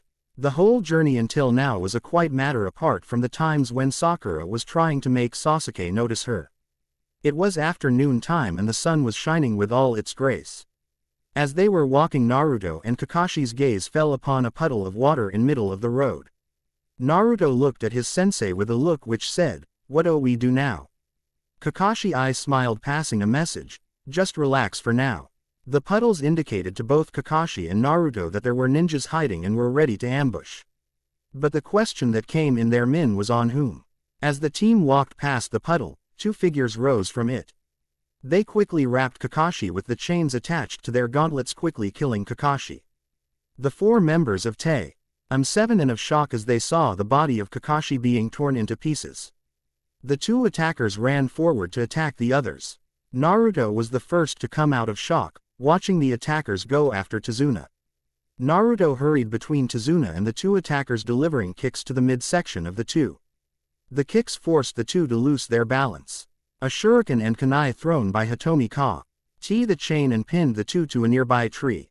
After being pinned to the tree, Sasuke delivered kicks to their heads. Sakura, coming out of her shock, hurried towards Tazuna and placed herself before Tazuna in a defensive manner with a kunai in hand. The two attackers were not expecting themselves in such a position. They had been patiently waiting for their target, the bridge builder, to arrive, hiding themselves in a puddle of water. The bridge builder came along with a team of 5 shinobis, a Junin and 4 genins. They passed the puddle without knowing the threat it possessed. As they asked the puddle, they had come out of hiding and attacked the most possible threat in their goal to kill the bridge builder. The Junin had been an easy kill, so they figured the genins would not be much. But now both of them were pinned to the tree. Darn those bastards, was the thought of both of the attackers. The two of them released themselves from the chains connecting their claw gauntlets and charged towards the bridge builder. Naruto recognized the two from one of the bingo book he had copied information from. The two attacking them were labeled as the Demon Brothers and were Chunin rank missing nin from Kurigakure. The two were known for their teamwork and use of poisoned weapons. Knowing it would be not good to let the two initiate the attack, the two had to be dealt swiftly. Naruto brought his right hand in front of his mouth and blew wind-infused chakra into his palm, creating small, whirlwind-like ball, i.e. K's no Boru o Rasen Jo, spiraling wind ball. He fired two in quick succession at the two attackers. The Demon Brothers were taken completely by surprise when the two small balls of wind connected with each of their stomach, knocking the wind out of them. The two were immediately knocked unconscious. Kakashi decided to come out of hiding and make his presence known. He decided to wait and look who the target of the two was and show himself when things would look down for his team. All of his team was shocked watching him die, which was something he expected. The team had gathered themselves quick and stopped the duo's attack, but most surprising was the jutsu that Naruto used at the end, which knocked the Demon Brothers unconscious. "Kakashi-sensei, you are alive, but how?" called Sakura out loud. The other three looked at the place where Kakashi's body parts were scattered to only find pieces of logs scattered around. It seemed that their sensei had used Kawarimi no Jutsu at the very last minute. Show off, thought Hitomi and Sasuke. I should have expected something of this sort. He already knew of the puddle, Naruto thought. Good job you four at neutralizing the enemy. Though at first you four were shocked to move, but quickly regained yourselves, said Kakashi with an eye smile. And whose fault was that? Asked Naruto. Sorry. I wanted to know who the two were after, said Kakashi. Wait, you mean to tell me that you already knew there was someone about to attack us? Asked Tazuna, a bit annoyed. Yes, it was rather simple. A puddle of water in middle of the street in the hot afternoon, and also it seemed like there was no rain for the past few days, said Naruto. It is just like Naruto said. I just wanted to know their target. Was it a rivalry between shinobis of different villages, or you the bridge builder? Well, it seems their target was you, said Kakashi, to which Tazuna started sweating. By your reaction it is simple to figure out that you knew of shinobis being after your life and still you lied about the mission. It is easily a B rank mission. Care to explain why? Noting the seriousness in Kakashi's voice, Tazuna decided to tell them everything. He told them about Gato and his goons and how they had taken over the small village in Nami no Kuni. How the bridge he was building was the only hope for people of his village. It was because of Gato he couldn't afford a high-ranking mission, so he had to lie. Kashi quietly listened to the Tazuna's story. He let the decision on his students. So, what do you guys say? It will be better if we continue. After all, it is our mission, said Hitomi, to which Sasuke only nodded. There may be chances of fighting more ninjas, and this time I won't be losing to the Dobi, thought Sasuke. The mission is not for a genin team to handle, said Sakura. She knew she was not ready to face something like this. She quickly chanced a look at Sasuke, hoping he didn't think of her as a loser. I say we help the old man Tazuna, said Naruto with eagerness. Well, it's decided then, we continue, said Kakashi, to the excitement of all but Sakura. But the next ninja we fight will probably be a Junin, thought Kakashi. 2 days later, the group of 6 headed to Nami no Kuni with relative peace. Since the encounter with the Demon Brothers, Team 7 had been on constant alert for possible enemy attacks, but they encountered no one so far. Their destination was now just a few hours away. Currently they were on a small boat which a man was rowing across the sea to their destination. The area had a thick fog cover. After a few minutes of journey they were able to see the bridge. It was indeed a magnificent and gigantic piece of work. After getting of the boat they took the road by the forests heading towards the town. The fog was slowly kept on increasing. Suddenly Naruto threw a kunai in the nearby bushes, startling the others. From the bushes came out a white snow rabbit which hurried itself out of the area. Baka Naruto, what the heck were you thinking? Screek. Head Sakura trying to punch Naruto, which he dodged. Quiet down, Sakura, and I thought I heard something in the bushes, said Naruto. That was a snow rabbit, and still in the summer its fur was still white. It was probably used for a kawarimi, thought Kakashi. As on cue he heard a noise of something sharp cutting the air heading towards them. Get down, he shouted. Hear their sensei shout, each member of Team 7 and Tazuna crouched down on the ground. Something passed over them and went and stuck a nearby tree. When all looked at what the object was, they were shocked to see it was very large blade. But most of all shocking things, there was a man standing on it. The man was shirtless, wearing only pants and armbands. His face below the eyes was covered in bandages. He wore his headband on his head in a tilted fashion. The mark on the headband signified he was ninja from Kurigakure no Sato, and the slash mark along it marked him as a missing ninja.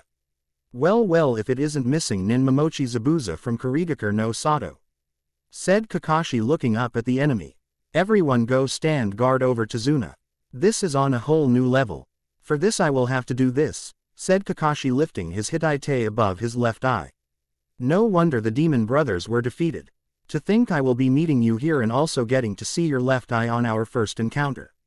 Kakashi Hatake of Konohagakure no Sato, famed as Copy Ninja Kakashi and also Sharingan no Kakashi, the man who has copied over 1,000 jutsus, said Zabuza. Kakashi revealed his left eye to show a Sharingan eye with 3 tomos. The other 4 quickly hurried back to Tazuna, guarding him from all sides. Only one thought ran through the minds of Naruto and the Uchiha siblings' mind, Sharingan, but how? Zabuza got to the nearby water body standing on it, called out. Let's see you fight against this Kirigakure no jutsu. Suddenly the mist in the area gradually increased to the point it was hard to even see what was next to you. Team guard Tazuna at your best. Leave him to me, he will come after me first. Zabuza is a master of Mugen no Satsugai, silent killing art. You don't even know when he strikes LSO due to the mist. I can't use the Sharingan, said Kakashi. The 4 genins stepped further close to Tazuna. The mist was getting thicker every second, while the air was filled with powerful killing intent. All the 4 genins along with Tazuna were shivering from the killing intent. Suddenly everyone heard Zabuza's voice, 8 choices. Liver, lungs, spine, clavicle vein, neck vein, kidneys, heart. Which one should I go after? What an incredibly dangerous killing intent. It feels like I will die if I make a move, thought Sasuke while shivering and sweating. Unbelievable. Is this what it means to feel Lee? K to die. Though Hitomi while Sheeta was shivering and sweating even more than Sasuke. Sakura was slowly drifting to unconsciousness with the amount of pressure. Tazuna was in same state as Sakura. This how fight between two ninjas happen. Steady, thought Naruto while trying to control his shaking. Don't worry, I will protect you all even if it kills me. I don't let my comrades die, said Kakashi with an eye smile. Relaxing all, we will see about that. They all heard Zabuza say, and suddenly he was in between the Genins and Tazuna. As he was about to cut Tazuna, Kakashi appeared behind him. Now the fight goes on the same way as in manga until Zabuza captures Kakashi in his Suiro no Jutsu, water prison jutsu. Kids nowadays call themselves ninja when they wear the Hitai. But you know what? A real ninja is someone who has survived numerous brushes with death, said Zabuza while creating a Mizu Bunshin water clone of himself. Basically once you are good to be listed in my handbook, continued Zabuza but was interrupted by someone shouting. Kage Bunshin no Jutsu, Naruto called out, creating about 50 clones surrounding Zabuza. I would have loved to listen to you speak. But first have a sensei to save, said Naruto. What are you doing, Naruto? He is not someone you guys can beat. Take Tazuna-san and run away. As long as he is keeping me trapped he can't move. The Mizu Bunshin cannot go very far from the real body, shouted Kakashi. I know that, sensei, but I am not going to abandon a comrade. Didn't you say before, in the ninja world those who break the codes and rules are thrash, but those who ignore their comrades are lower than thrash, right? Said the Naruto clones. Charge, came a shout and all Narutos attacked Zabuza at once. All the clones attacked jumped over the Mizu Bunshin trying to overpower it.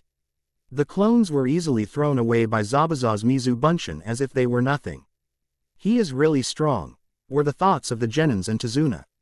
Kage Bunshin no Jutsu, that's a very interesting jutsu you have. Blonde. But you are still far away from being a true ninja. When I was your age, these hands were already dyed with blood, said Zabuza, shocking all. Devil Zabuza, said Kakashi. I see, you have heard about it. To simply put it, said Zabuza but was interrupted by a shout from Naruto. Take this, you eyebrow-less freak. All heard Naruto shout. Everyone looked in the direction from where they heard the voice. They saw one of the Naruto clones jumping in the sky with an evil windmill shuriken in hand.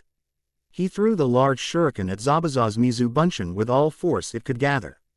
A shuriken won't work against me, said Zabuza. The rest of the fight between Zabuza and Kakashi goes the same way. To the point where the Hunter Nin shows up and takes away Zabuza, excluding Naruto shouting about the Hunter Nin and explanation of his strategy. Super thanks guys, for saving my life, said Tazuna, to which everyone smiled. That Hunter Nin was about our age, said Naruto, and yet that powerful. No one could argue with Naruto's statement. The Hunter Nin was about their age and yet it had killed Zabuza with such ease. No one had noticed the presence of the Hunter Nin. You were right, Naruto. In the ninja world there exists kids younger than you guys and yet stronger than me, said Kakashi to the others while sliding his Hitai over his Sharingan. How did the Hunter Nin obtain such power? I intend to gain such power to kill him, were the thoughts of Sasuke. Amazing, thought Hitomi. Now let's go, we have to get Tazuna-san back to his home, said Kakashi, taking a few steps forward and suddenly he collapsed. Sensei, the four Genins shouted, gathering around Kakashi along with Tazuna. Hey, what happened to him? Asked Tazuna with concern in his voice. Kakashi-sensei doesn't seem that hurt, must be chakra exhaustion, said Hitomi. But how? Asked Sakura. It must be because of the Sharingan. He does always keeps it covered, said Naruto. Well, we are going to get nothing staying here, let's get to old man Tazuna's house. There Kakashi-sensei can rest a bit, continued Naruto while looking at Tazuna, who just nodded. Oi Sasuke, help me carry him. The Haku and Zabuza scene goes same as the manga. At Tazuna's house, currently the four Genins were sitting around a sleeping Kakashi. The four were currently trying to get a look at the face of their sensei beneath the mask he wore. Suddenly Kakashi awoke in a sort of panic, startling the four. "What am I missing?" was the thought of Kakashi. "You finally woke up, it seems," said Tazuna, who entered the room along with a woman in her late 20s and a boy about 7 to 8 years old. Tazuna introduced the two as his daughter Tsunami and his grandson Inari. Tsunami thanked the ninjas for safely escorting her father back home. Inari didn't say anything and just quietly left, and Tsunami left after him to prepare some food for all. "Sensei, you look a bit worried," said Naruto.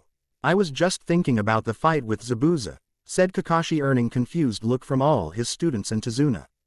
"Do you remember what weapon the Hunter Nin used and what happened afterwards?"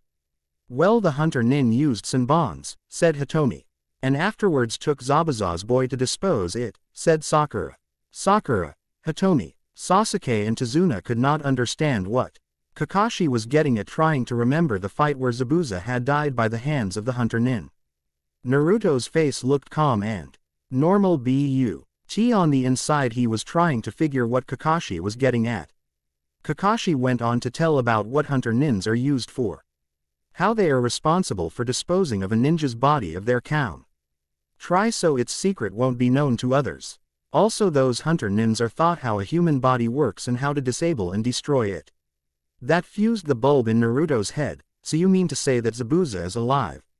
said Naruto, earning gasps from all but Kakashi. "Naruto baka, you really are an idiot. Kakashi sensei checked on Zabuza and he was surely dead," said Sakura with a scowl. "Actually, Sakura, I think Naruto is right," said Kakashi, which caused a look of horror spread on all aces present. "But sensei, you checked Zabuza's pulse yourself and declared him dead," said Hitomi. Kakashi went on to explain how Senbons are mostly used for disabling a person.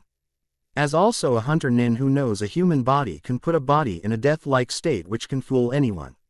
He also said that it would take about a week or two for Zabuza to attack again. It would take that much time for him to recover the injuries and death-like state. When everyone asked what they were to do when he attacked, since Kakashi was bedridden. "For the next few days I will be training you, so that you can also help more in the fight," said Kakashi. "How can training for a week help to fight someone like Zabuza, with whom even you had trouble fighting with?" asked Hitomi. Now don't count yourselves down. You all did well against the Demon Brothers, and that was a nice plan you implemented against Zabuza," said Kakashi, to which Naruto flashed his biggest grin.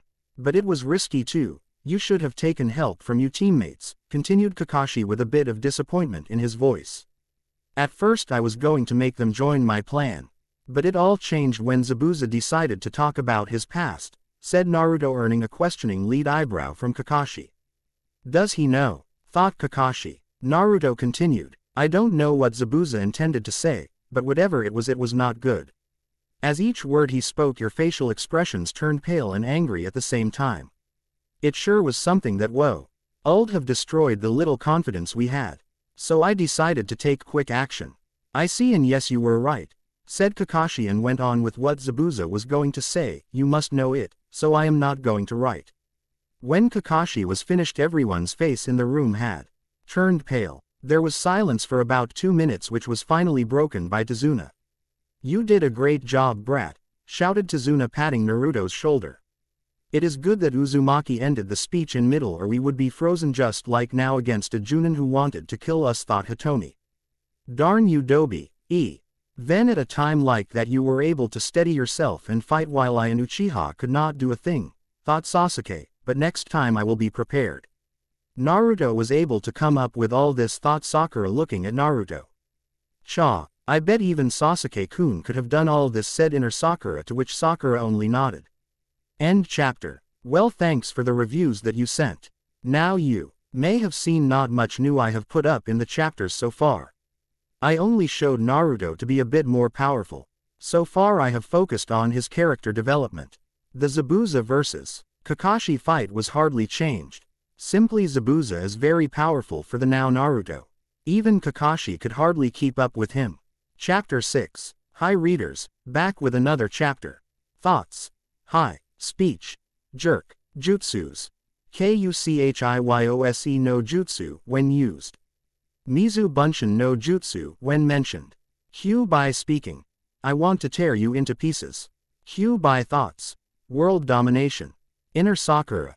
I am a jerk. 6. Training. After the talk and having a healthy breakfast, Team 7 along with their sensei went to the woods nearby Tazuna's home. Kakashi had informed them that he would be training them so they could have a better chance when they meet Zabuza next time in a fight. All were enthusiastic about the training as this would be the first time Kakashi would be truly training them. They stopped in middle of a clearing in the woods.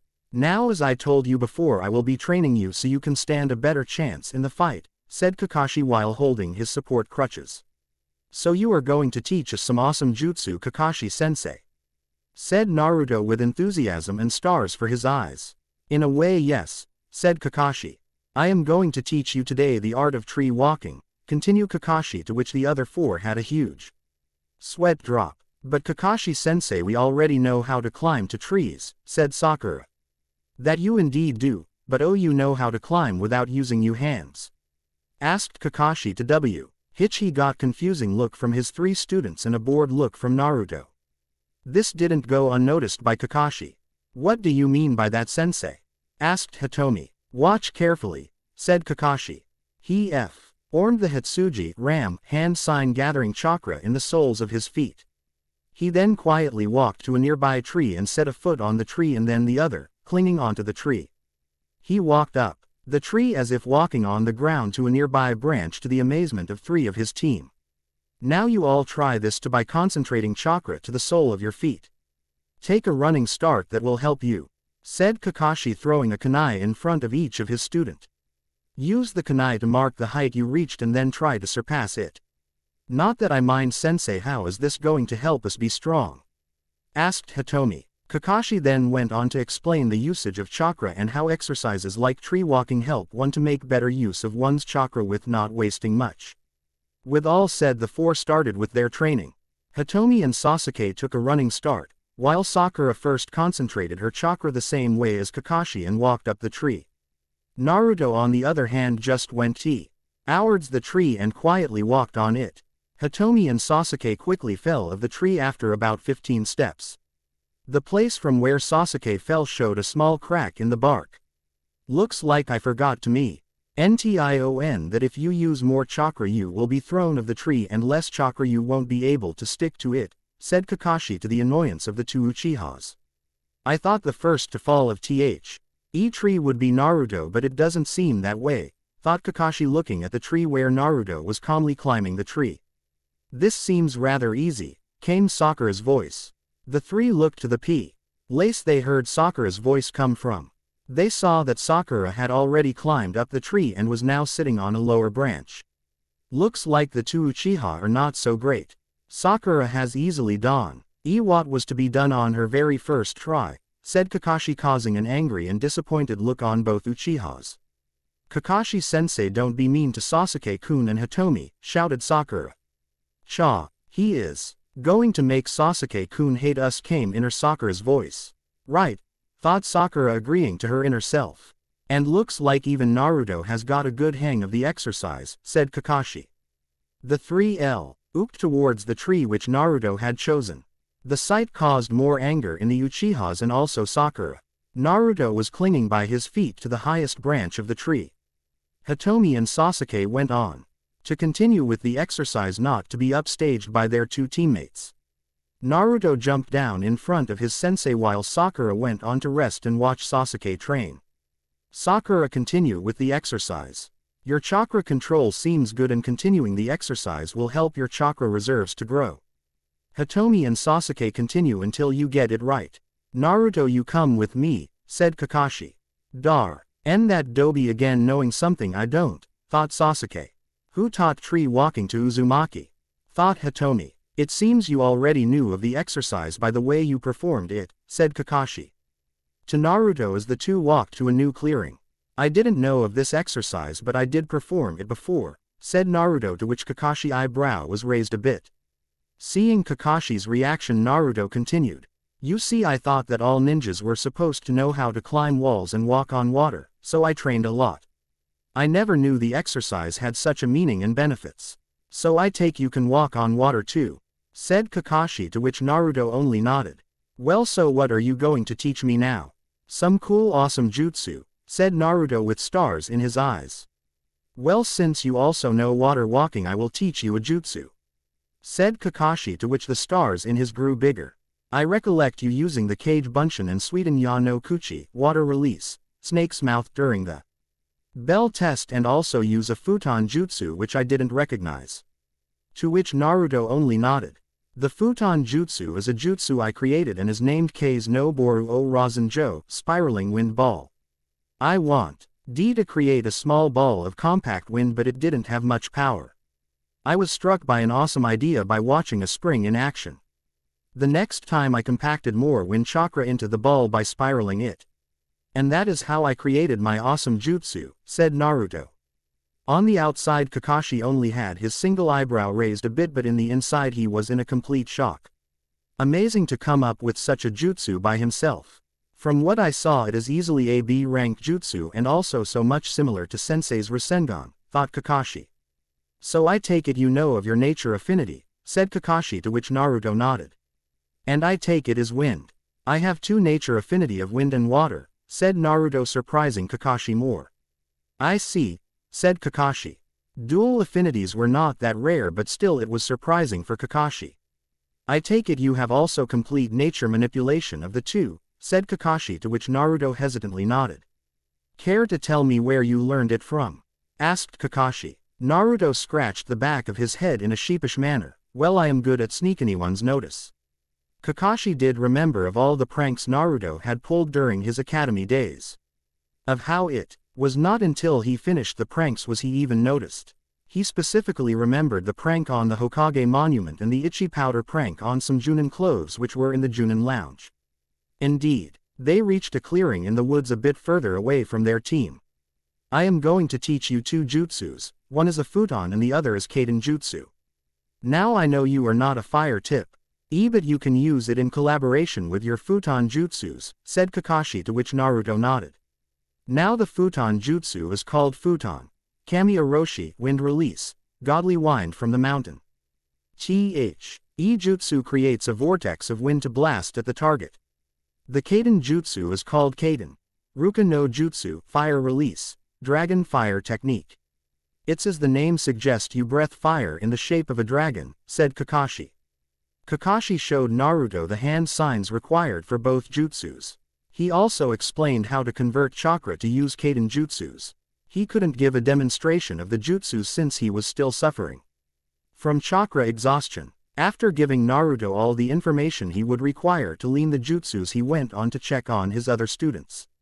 4 days later at Tazuna's house during dinner time, the Genins along with Kakashi and Tazuna's family were currently having dinner. The four had just returned from their training.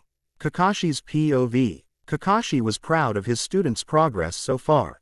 Hitomi and Sasuke were able to walk up to the top of the tree. Sakura's chakra reserves were slowly increasing with the exercise. The three were now trying to get a hang of doing the exercise subconsciously as they had seen their blonde teammate do. As for Naruto, he was already able to use the futon Kami Oroshi, wind release, godly wind from the mountain, which showed to Kaka's high that the boy had a good grasp of futon jutsus. He had still not managed to get a hang of Kaden Ruka no Jutsu, fire release, dragon fire technique. But it was clear that his progress with the jutsu was better than Kakashi expected. The four are doing well with their training. Sakura's chakra reserves are coming along good. If she keeps up training to increase her reserves and with the kind of chakra control she possesses, she can turn out good. She only has to drop her fangirlish nature, thought Kakashi, looking over at Sakura, who looked tired from her training. As for Hitomi and Sasuke, their chakra reserves are already better than many genins I have known of, and they will only keep on increasing.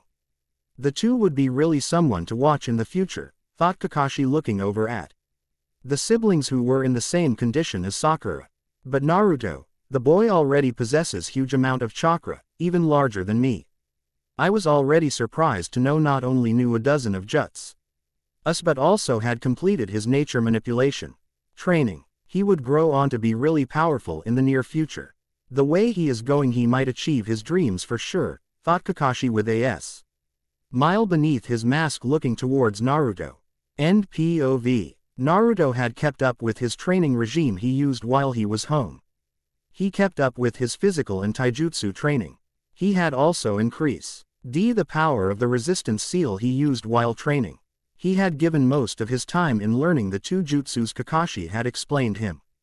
After 4 days of continuous practice, Naruto was finally able to use Futon, Kami Orochi, wind release, godly wind from the mountain, to its full potent as per Kakashi, when he gave Kakashi a demonstration.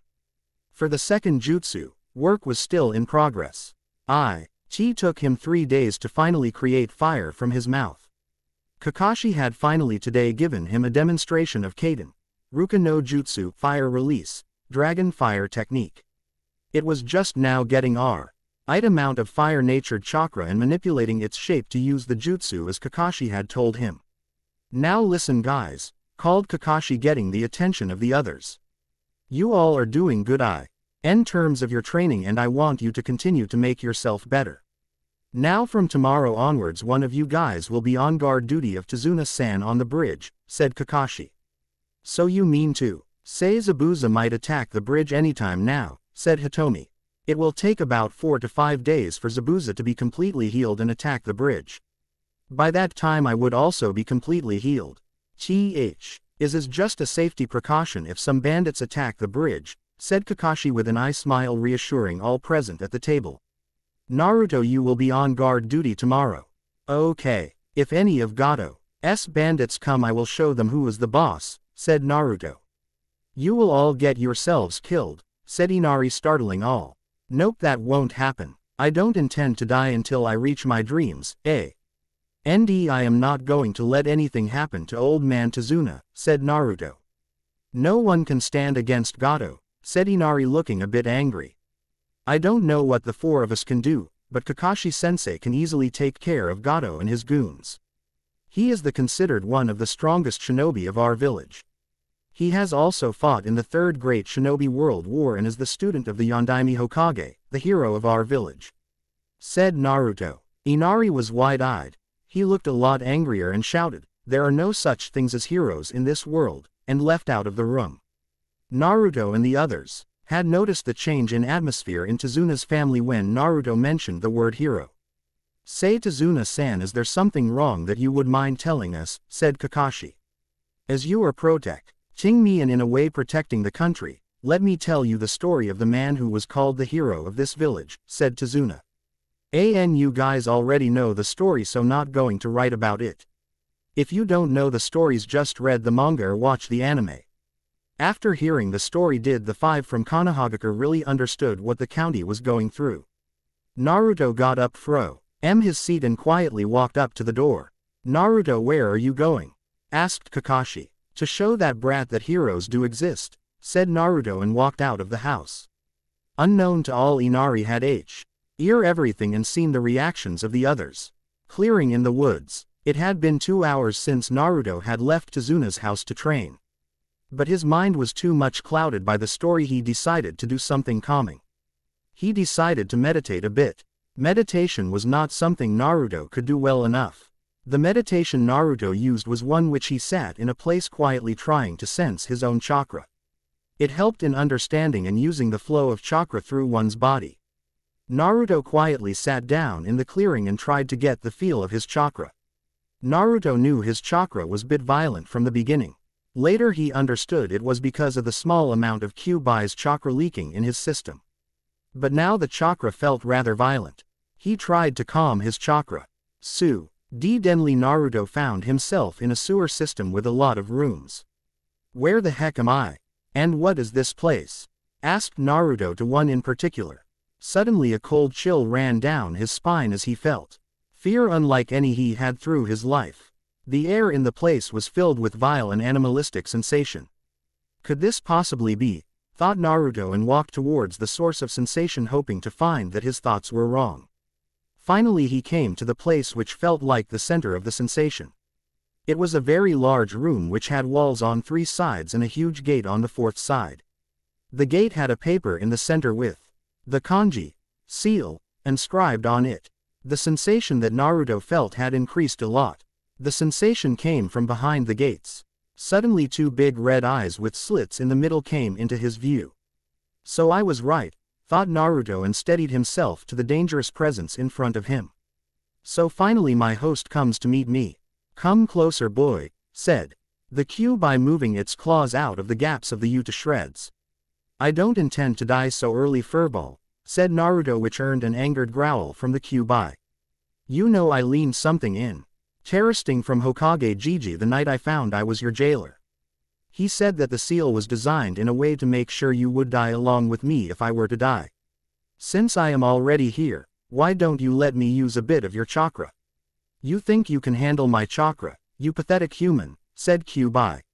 No, I don't think I can handle your chakra for now, but at least I can handle a bit of your chakra. It will come in handy in sticky situation, said Naruto. Very well, you can borrow a bit of my chakra, said Kyuubi. But remember well, when I get my chance I will take over your body. Now get lost, shouted Kyuubi, letting a huge burst of chakra forcing Naruto out of the mindscape. Next morning, Haku was currently gathering some herbs from the nearby area, when she spotted So-Mi-1 lying in the clearing in the forest. Haku decided to take a closer look at who it was. The person Haku saw there was one of the shinobis currently protecting Tazuna. Slowly Haku's hand went towards the boy's throat. It was the sensei of this boy that had nearly killed Zabuza. It was not that Haku wanted to blame him for what his sensei had done. But the boy was the one who had helped out his sensei when he was trapped in Zabuza's Suiro no Jutsu water prison technique. It was a simple yet a very brilliant plan which the boy came up in an instant. Such an opponent would indeed cause them trouble in their next attack. Haku's hand reached his neck, but even having the boy lay there ready to die, Haku couldn't do it. It was not in Haku's nature to kill someone, especially one who was so defenseless. Haku's hand moved from Naruto's neck to his shoulders, gently tying to shake him awake. Wake up. If you sleep in such a place you will catch a cold, said Haku. Naruto felt a hand on his shoulder gently shaking him and heard a soft voice calling him to wake up. When he opened his eyes he blushed a bit seeing the person in front of him. It was a young woman who looked to be maybe a year or 2 older than him. She had long dark brown hair, and chocolate brown eyes. She was wearing a pink yukata with blue floral designs on it. A small black choker was around her neck. She was currently smiling at him with a kind smile. Only one thought ran through his mind, beautiful. Hello, was the only thing Naruto could say as he got up in a sitting position. Hello, the name is Haku, said the person in front of Naruto. Not that it is any of my business, but it's not good to sleep in the woods during night time. You could catch a cold or some other infections. Don't worry about it, I never fall ill. I was training here last night, said Naruto. Well, that's not a complete lie. I did come here to get some training done. But seems like I lost consciousness after meeting the Kyuubi, thought Naruto internally sighing. Are you a ninja? Asked Haku. Yes, that I am. The name's Uzumaki Naruto, genin of Konohagakure no Sato, Datbeo, said Naruto standing up and punching the air. Quote, say what is a young beautiful lady like you out in the woods so early in the morning? Asked Naruto looking at Haku with a huge smile plastered over his face. Haku was surprised by the blonde's words, collecting herbs. The ones here have good medicinal uses and are better collected early in the morning. To which Naruto just nodded. Say, why do you train so much? Asked Haku. Naruto was caught by the surprise question, but still he answered. Many reasons actually. To prove to my village that I am myself not something they assume me to be.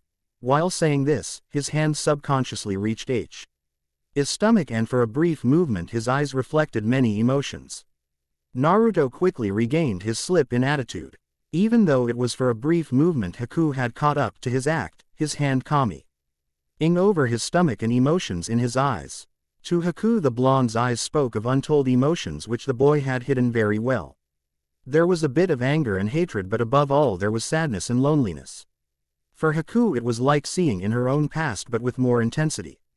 But this time around I want to prove to someone that heroes do exist, said Naruto with eyes reflecting determination. Haku was brought out the stupor in reflecting in the boy's eyes.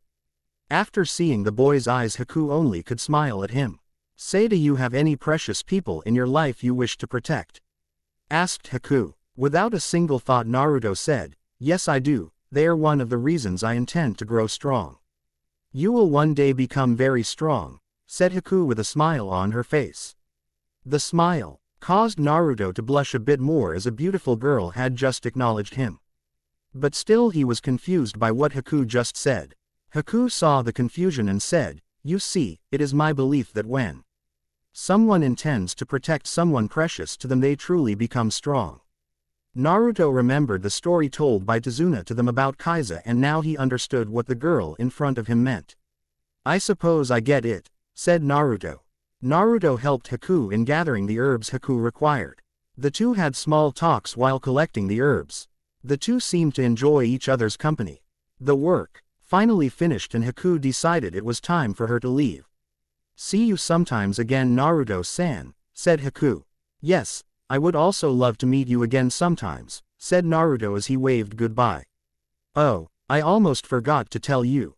But I am a boy, said Haku. But to Haku's surprise Naruto said, I don't know why you are lying, but it's useless. You see my sense of smell is rather good for a ninja, Not better enough to identify people by their smell or track people.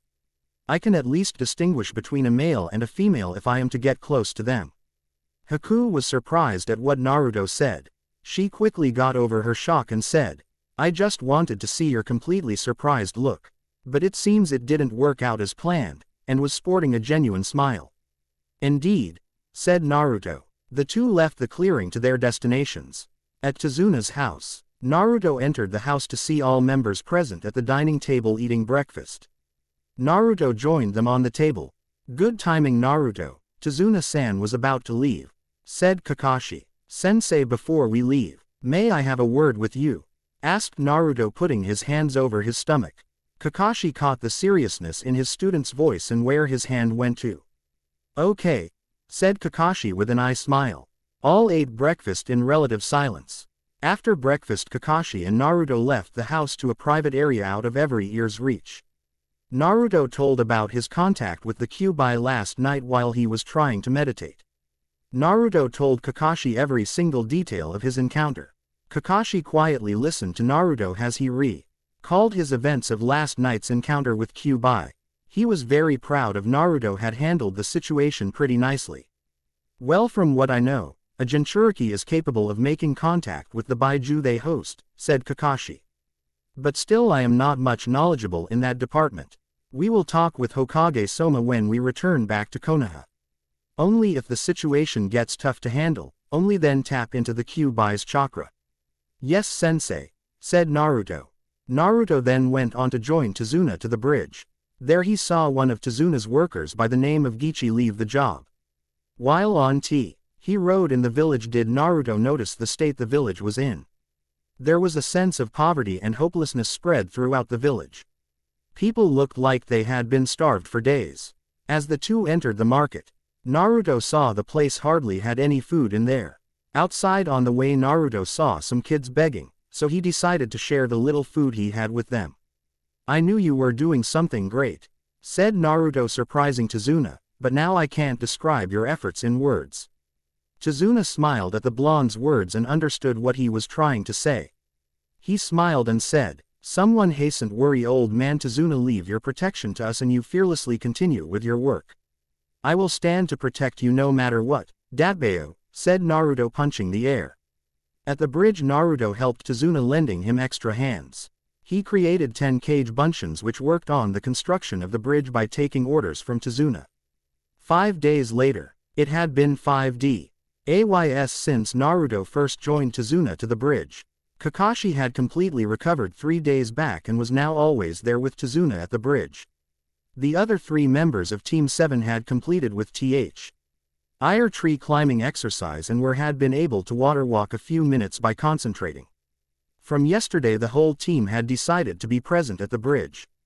As for Naruto, he was finally able to use Kaden Ruka no Jutsu, Fire Release, Dragon Fire Technique. He had also been able to combine the 2 jutsus with the help of a cage bunshin. He named it Kei's High Combo and Ryu Uzu, Wind Fire Combo, Flame Dragon Vortex. He had also met with a Haku a couple of times and the two had been on great friendly terms. For Naruto it felt nice to be around a friend like Haku. He had also helped Ed Tazuna in the bridge construction work as often as possible. Last night Naruto had shouted at Inari for trying to show them down and it goes the same way in the manga, the only difference Naruto comes alone to the house. Currently Naruto was sleeping in one of the rooms in Tazuna's house. His team had decided to let him sleep as he had overexerted himself again. The event from Naruto. Leaving the house in a hurry and coming back to save Inari and Tsunami happens the same way as in the manga. At the same time, at the bridge, when Tazuna and Team 7, excluding Naruto, arrived at the bridge, they saw all the remaining workers were unconscious but at least not dead. The area was surrounded by thick mist. Quickly the four got around Tazuna in a protective formation. So he was alive after all, thought Kakashi.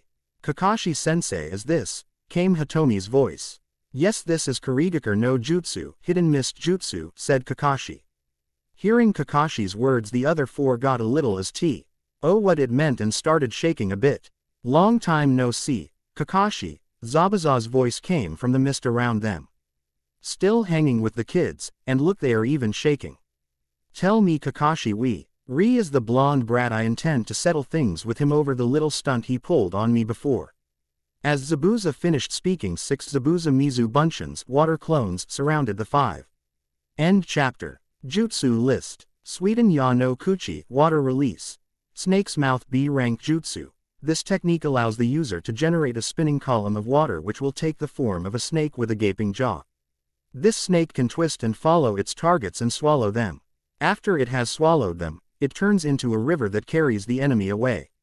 K's no Boru o Rasen Jo, spiraling wind ball B. Rank jutsu. This technique allows the user to breathe wind-infused chakra into the palm of their hand, shaping it into a small, whirlwind-like ball. Then the user will shoot it at their opponent. T's technique seems to be very fast and powerful, as it is capable of smashing through thick rock. They can be launched in rapid succession. The jutsu is originally from Naruto Shippuden episode 61 and is used by the hot-kissing girl Fuka. I am making this Naruto's original jutsu. Futon. Kami Oroshi, wind release. Godly wind from the mountain B rank jutsu. This technique creates a vortex of wind to blast at a target. Kaden. Ruka no jutsu, fire release. Dragon fire technique C rank jutsu.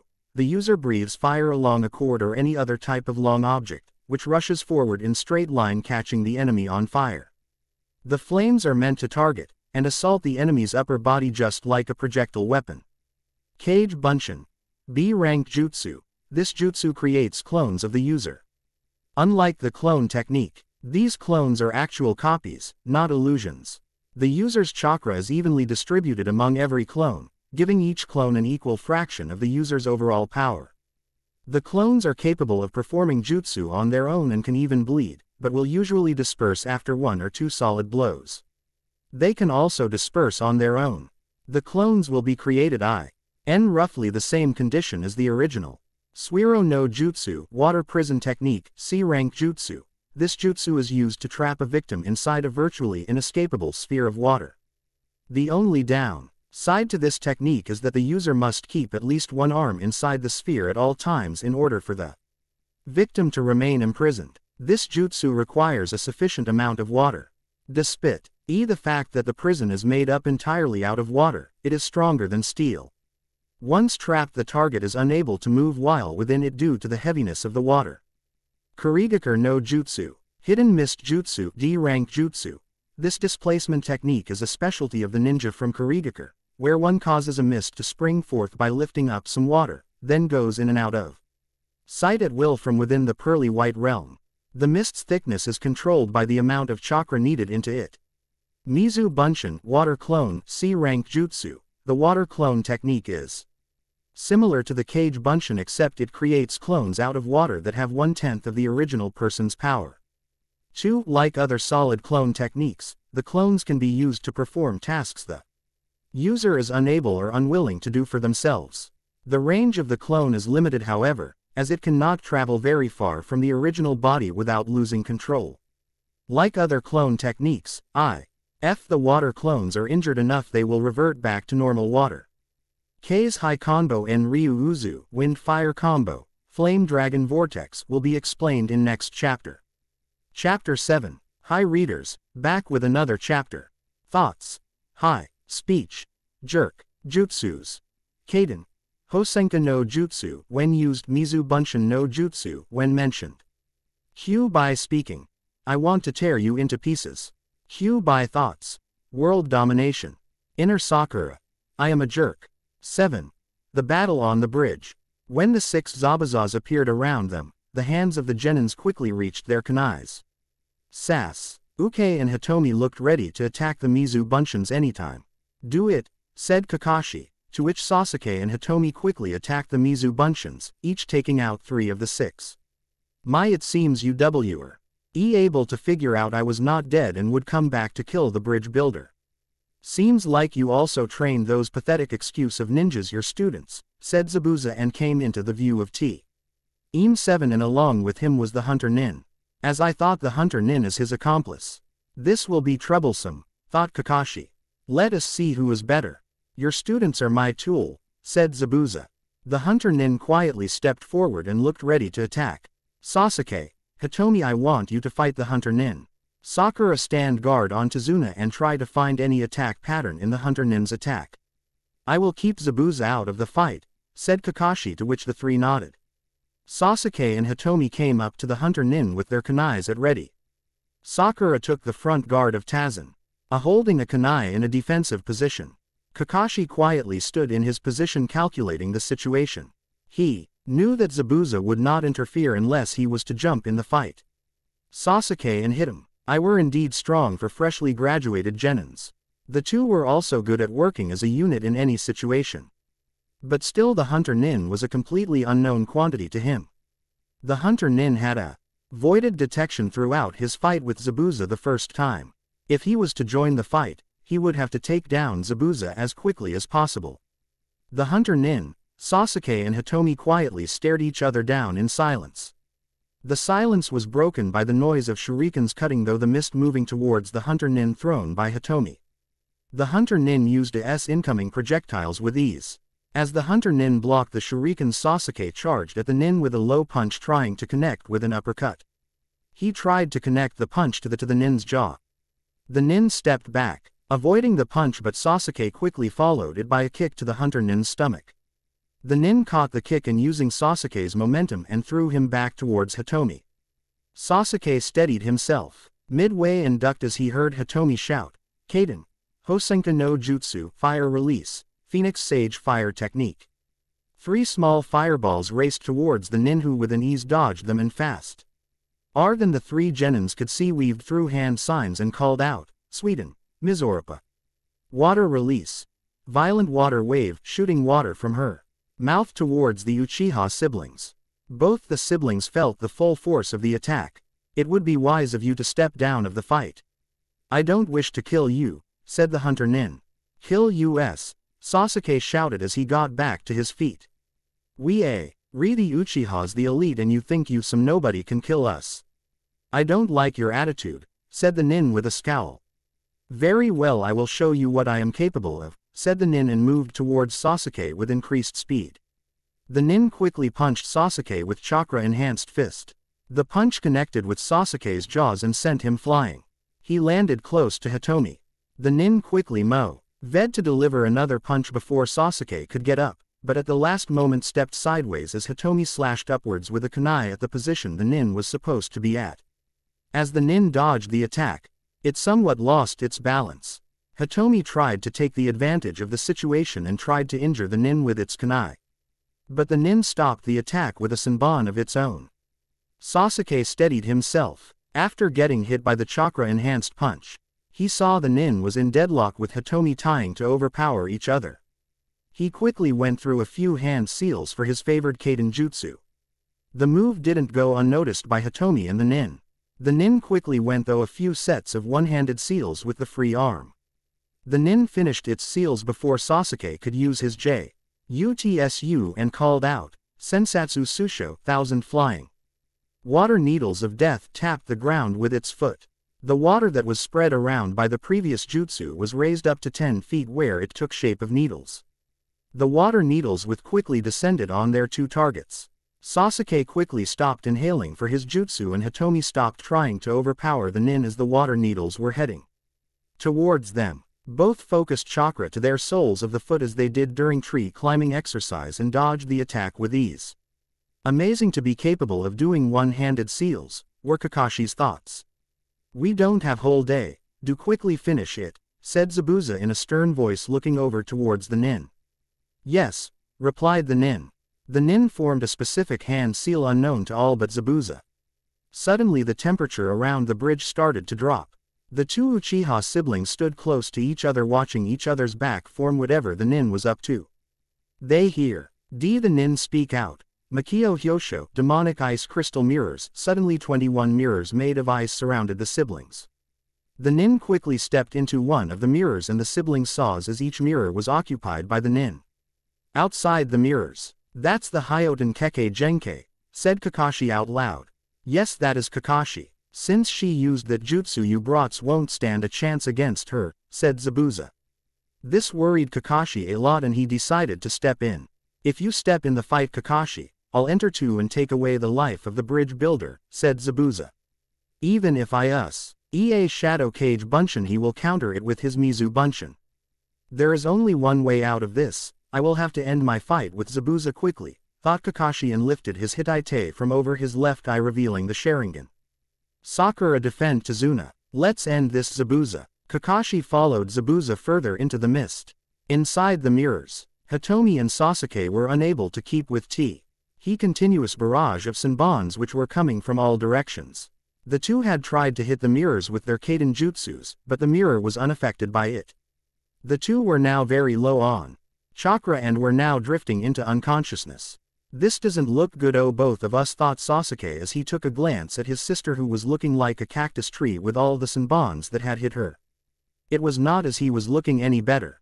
Focus. Focus. This is no place to quit, not for myself but at least for my Imoto. I got to get my act right. Suddenly Sasuke felt the world around him to slow down. He was able to see the movements of the nin even though it was very little. He threw a kunai with all force he could muster hoping to get it nailed in the nin's heart. But the kunai was only able to cut a small part of the area near the nin's thigh.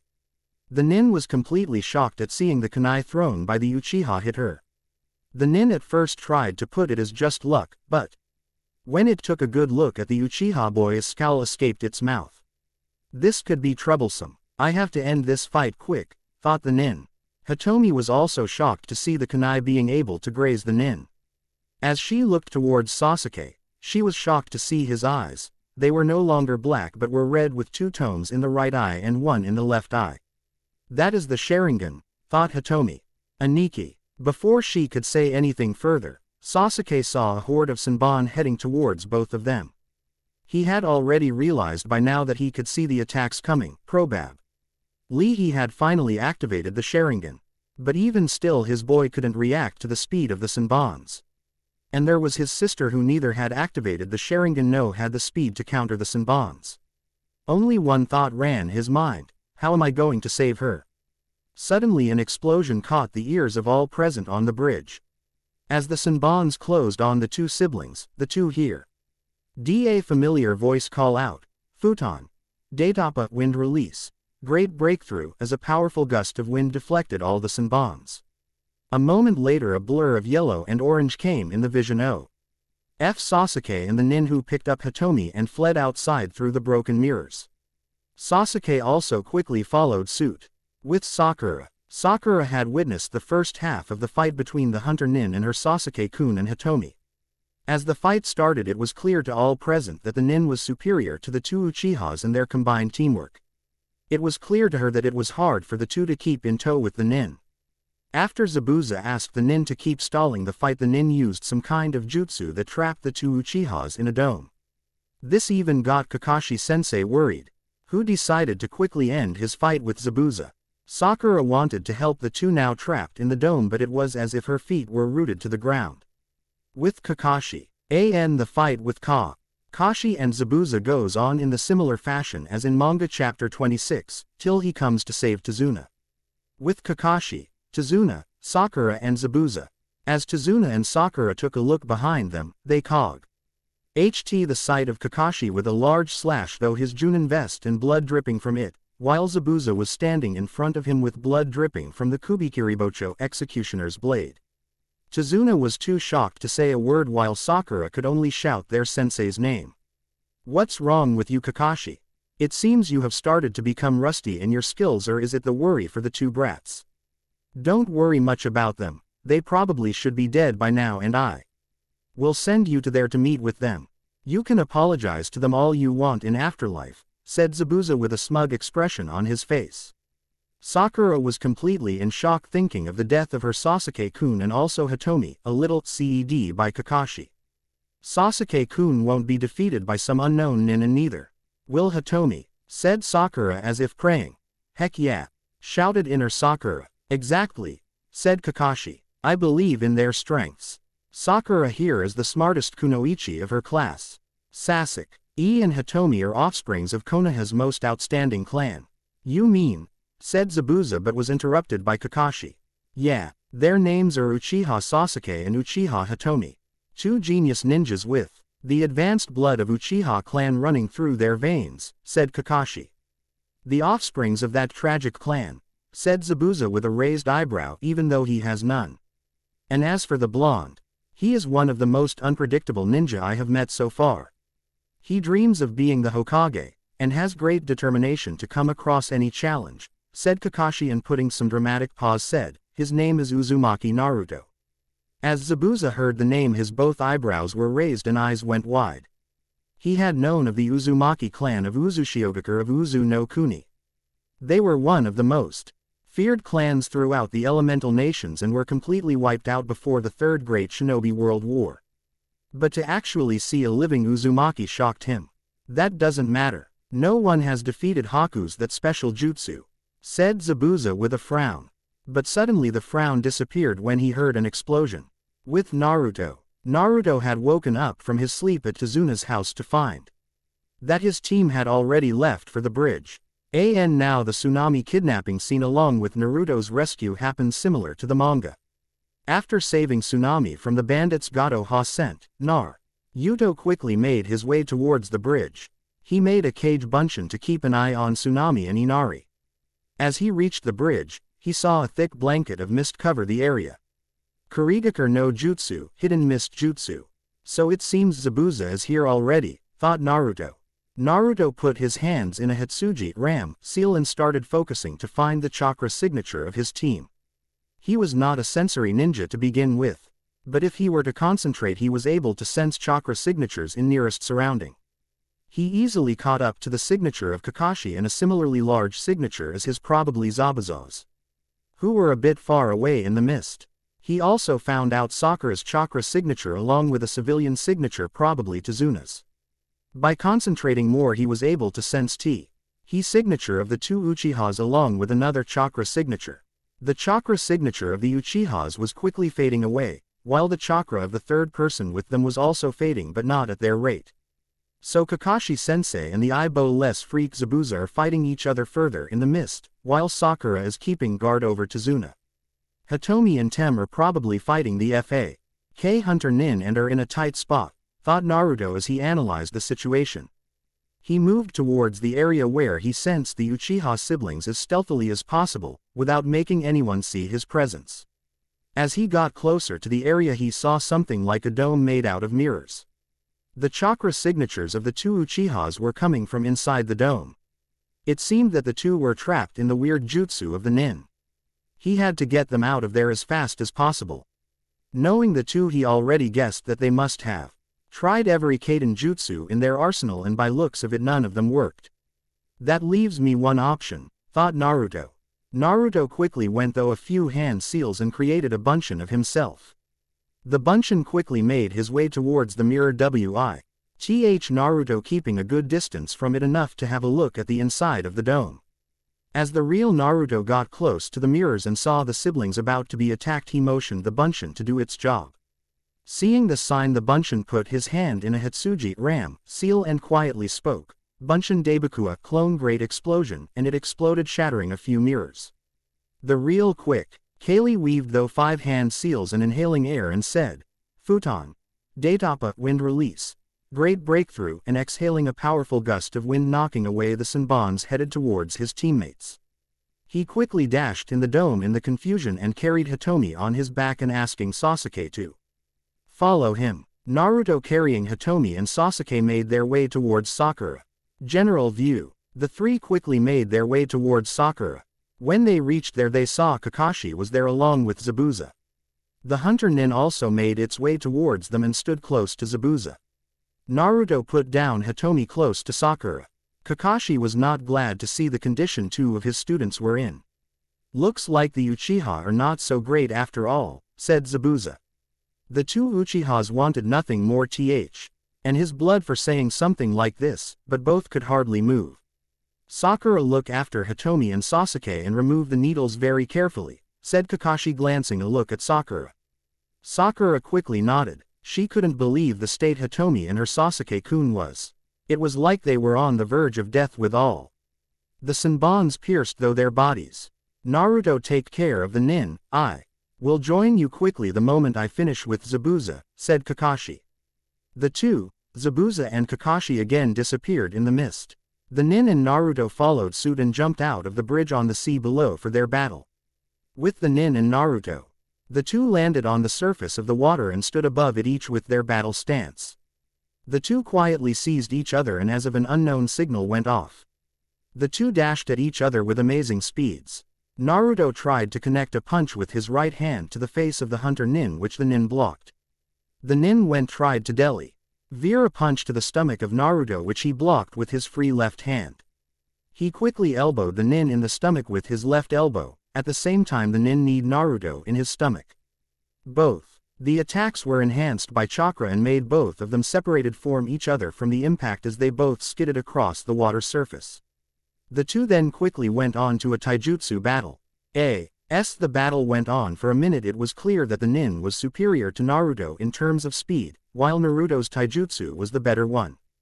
The Nin only used its hands to punch and legs to kick, while Naruto used all parts of body, be it elbows, knees, hips, to attack.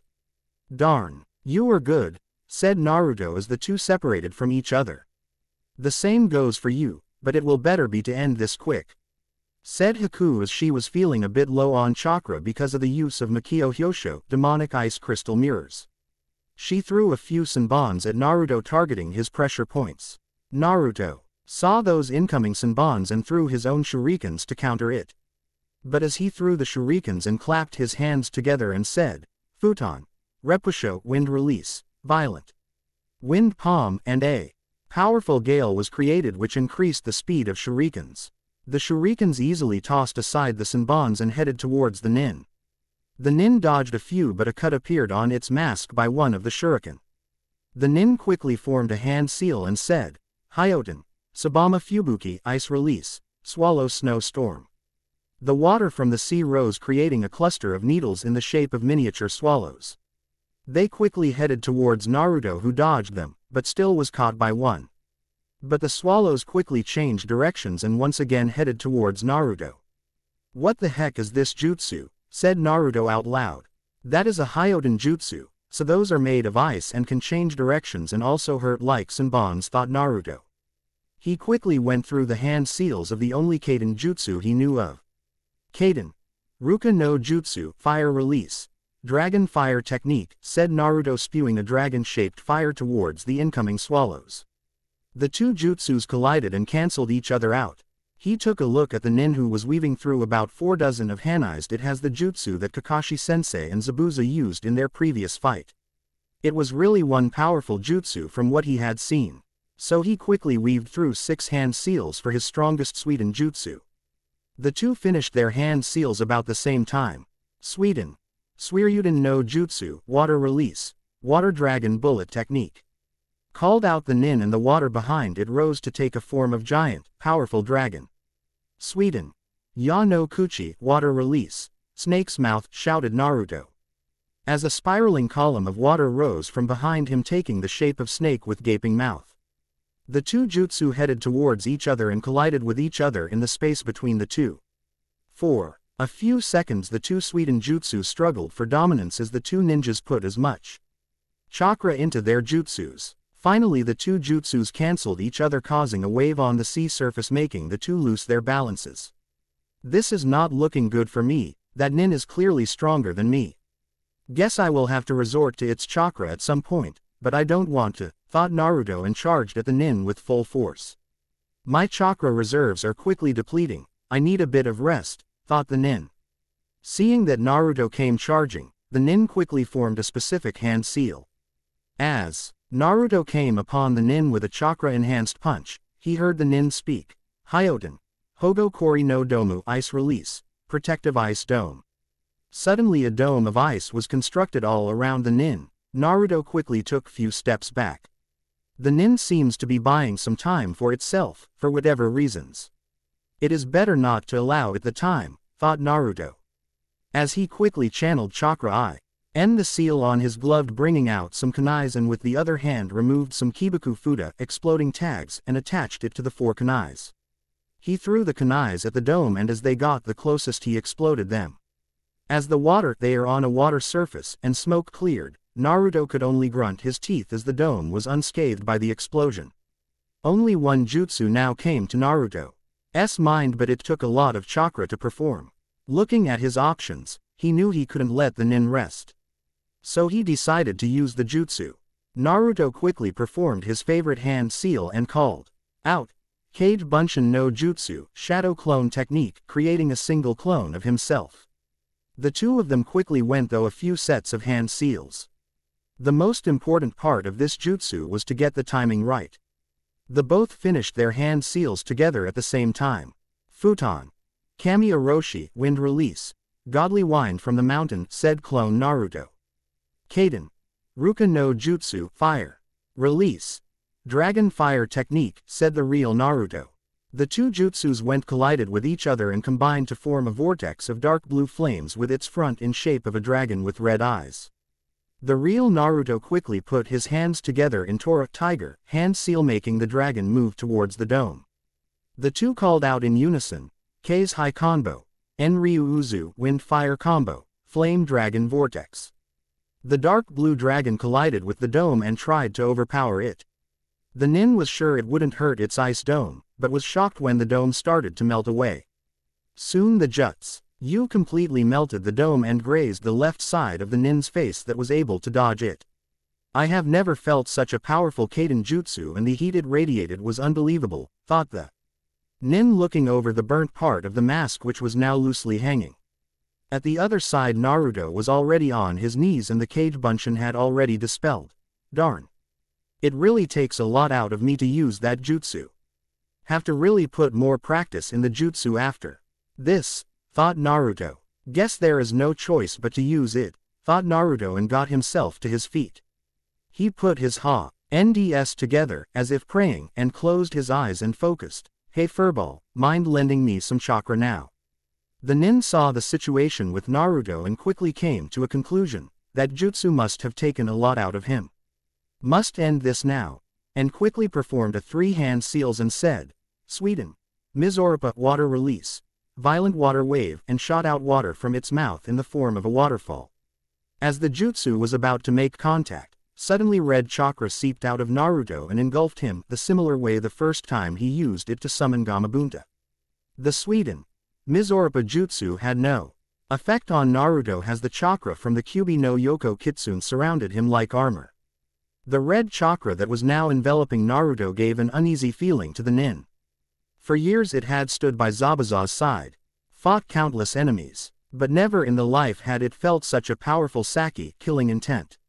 It was worst beyond anything and had an animalistic feel to it, yet seemed to be controlled by the blonde boy. Only one thought went through the nin's mind, just who are you, Uzumaki Naruto? Meanwhile with Kakashi and Zabuza, after separating themselves from the others the second time, Zabuza and Kakashi were currently deadlocked in the Battle of Kunai and Kubikiribocho Executioner's Blade. Zabuza had already thickened the mist to the highest point, as to even the Shish. A Rinnegan was unable to keep up with Zabuza.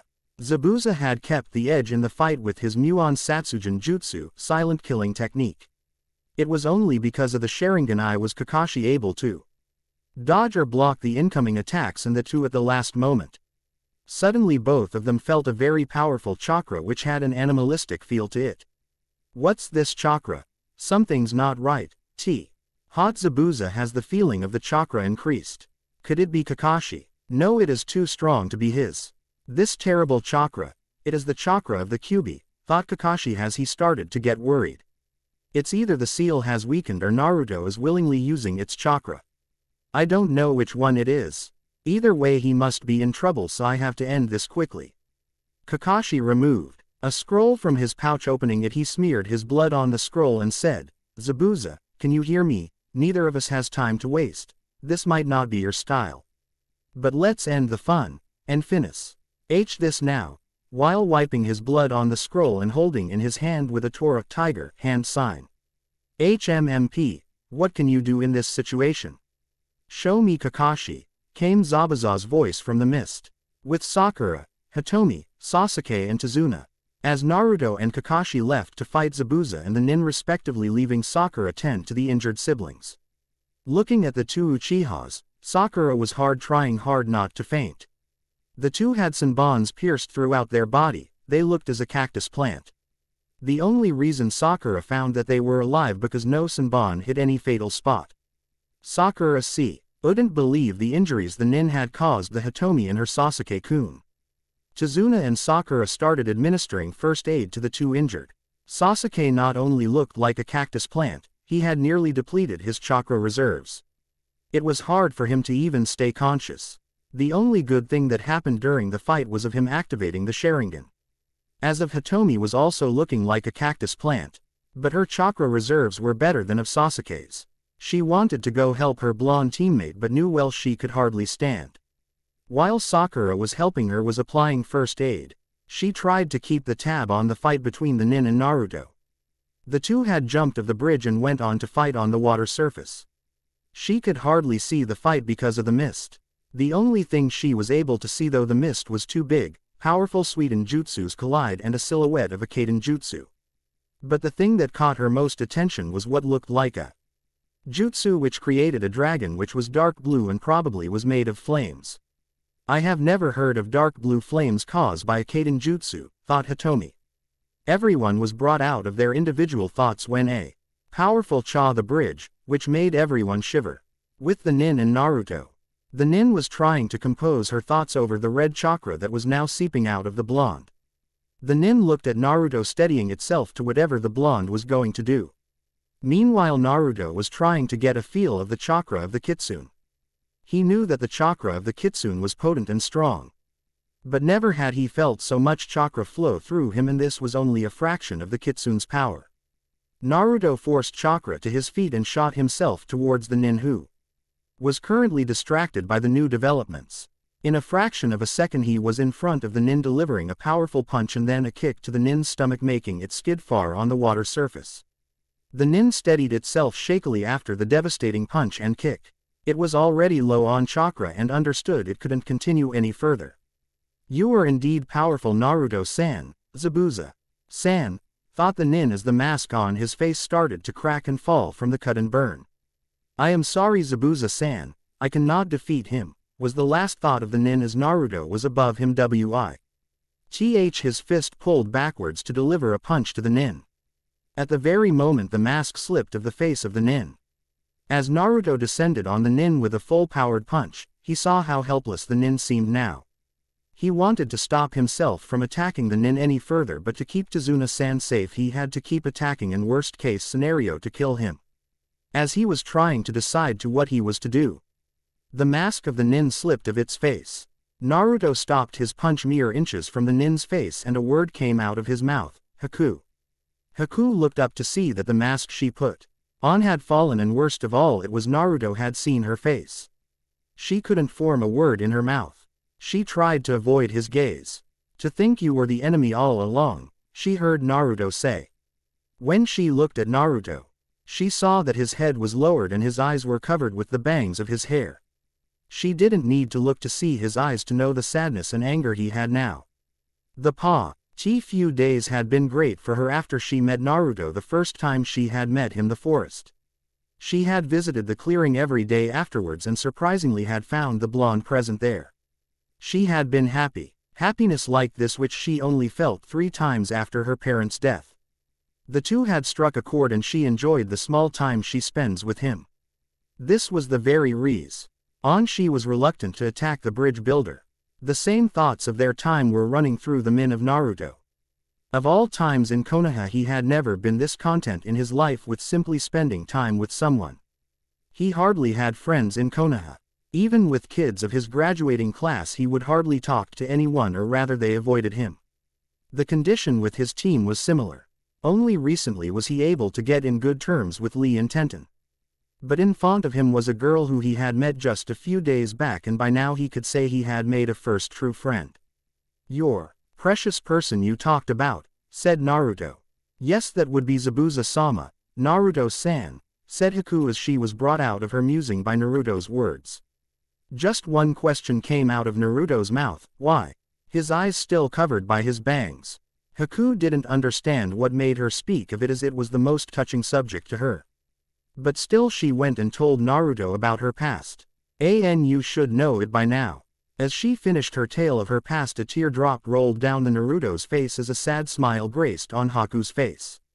"When I was young I had promised myself that I would never cry on anything," said Naruto as he lifted his head to show his face. A few tears were rolling on his eyes and still had the widest grin which formed a small tinge of red on Haku's face. "But it seems some promises are made to be broken," said Naruto as his chin widened more. "Yes, it seems so," said Haku as her face turned redder as the grin on Naruto's face increased. "How about you come with me to Konoha? You can pursue whatever dream you wish to. What do you say, Haku-chan?" asked Naruto. The redness on her face started to grow on a dangerous level with the offer Naruto made in "And he called me." She decided to answer him, but suddenly the mist in the area suddenly started to drop. "Sorry Naruto-kun," said Haku with a sad smile on her face. She formed a specific hand seal and disappeared. Naruto couldn't understand what just happened, but the smile on her face unnerved him. He quickly focused in finding her chakra signature, and the moment he found it he sped towards the place. The fight between Zabuza and Kakashi takes place in the similar fashion until Haku takes on Kakashi's Raikiri lightning cutter. The scene of Inari will also remain similar. Sakura, Hito, Mi and Tazuna, Sasuke as unconscious, were completely shocked as they saw a girl take Kakashi's attack to her heart meant for Zabuza. "Is that the hunter Nin?" spoke Hitomi. Kakashi could only watch in amusement as the girl took his Raikiri lightning cutter meant for Zabuza. She had not only saved Zabuza but also dismissed his summons which was holding him. His eyes caught Zabuza as he was about to swing the Kubikiribocho executioner's blade. "He plans to cut through both of us," thought Kakashi. "Good job, Haku," said Zabuza. "I sure picked up something useful. Giving me this final chance," shouted Zabuza as he was about to cut through the two. Before the blade could touch the two, a foot was implanted on Zabuza's face from the other side. The kick had enough power to send Zabuza stumbling across the bridge. Kakashi took a look at his savoir and was happy to find it was Naruto. He was happy to know the blonde was safe, and also seemingly the chakra of the kitsune was no longer visible. But his happiness turned to shock as he saw the blonde's face, or precisely his eyes. The happiness, mischief and the excitement that floated in his eyes like water in a waterfall were now replaced with eyes that were devoid of any emotions and were cold as ice. Kakashi saw a brief flicker of sadness in the eyes of his student as he placed the body down. He pulled on his Hittite over his left eye. Zabuza gathered himself from the kick and charged towards Kakashi and the one who kicked him. When he reached closer he got a look at the unknown attacker and flinched from the look in his eyes. Naruto took a quick look at Haku, which brought a sad smile on his face. He then looked at Zabuza's charging figure and went on to perform a sequence of hand seals. His hands moved through the seals in a sequence of Saru, monkey, Tatsu, dragon, boar, Mi, snake, Uma, horse, Saru, monkey, and finally settling on the Tori, bird, seal. He inhaled air though his mouth and exhaled out the eye. After a second still holding the Tori seal, he called out, Futon. Hin no Jutsu, wind release. Flying swallow technique, as the exhaled wind took shape of swallows and headed towards Zabuza. Kaka. She saw his student weave through the 6-hand seals and used a jutsu which he had never heard of. What is this jutsu? Don't tell me another one of his original jutsu, thought Kakashi. As the swallows closed on Zabuza, he tried to dodge them but was unable to. The swallows went to form cuts on his various body parts. When the jutsu ended, Zabuza could hardly stand, let alone hold his blade. His hands were hurt to the point where he could no longer perform seals. Naruto took out a kunai from his pouch and was about to head towards Zabuza, when he was stopped by a hand placed on his shoulder. He looked to see it was his sensei. I will handle this, said Kakashi. Naruto just nodded, knowing if he were to open his mouth he would argue to let him go kill Zabuza. How disappointing. You are getting your backside kicked, was heard by the three. They looked towards the source to find a tiny, fat man along with about 50 bandits. Gedu, why are you here? And what's with all those men? Looked towards Gedu. So this is, thought both Naruto and Kakashi. Gedu went on to explain how he would use missing Nin to his benefits and later kill them. The same speech from the manga. Seems like our fight here is over, Kakashi, brat. Now that I have no reason to go after Tazuna, said Zabuza. Kakashi took a look at Naruto and found that his eyes to be still the same. But still he spoke, guess why? Oh, you were right, and quietly sat down as he was feeling a bit of chakra exhaustion. By now the mist had completely cleared and the remaining got a good view of things going on. All the four visibly flinked. Head at the number of people they were seeing. Sasuke had gained consciousness. What's with all those people? Was the thought in the mind of the four, as Gedu was taking a look at the people present on the bridge. His eyes landed on Haku's body. It seems the bitch is dead. I wanted to be the one to kill her for squeezing my arm until it broke, he said, and suddenly a lecherous grin spread across his face. Or maybe I could have made use of her wonderful body. As soon as the words left his mouth, he felt a stabbing pressure on his heart. He started to sweat and felt as he would puke any minute. He looked at the source of the feeling and found it to be the blonde-haired boy. As he looked into his eyes he visibly flinched as he looked into the cold blue eyes. Why aren't you saying something, Zabuza? Said Naruto as he focused his Saki killing intent solely on Gedu. Didn't she mean anything to you? As his tilted towards Zabuza. Shut up, kid. Haku is already dead, said Zabuza. As I was used by Gedu. I used Haku. That's all it was. In the shinobi world there are those who use and those who are used.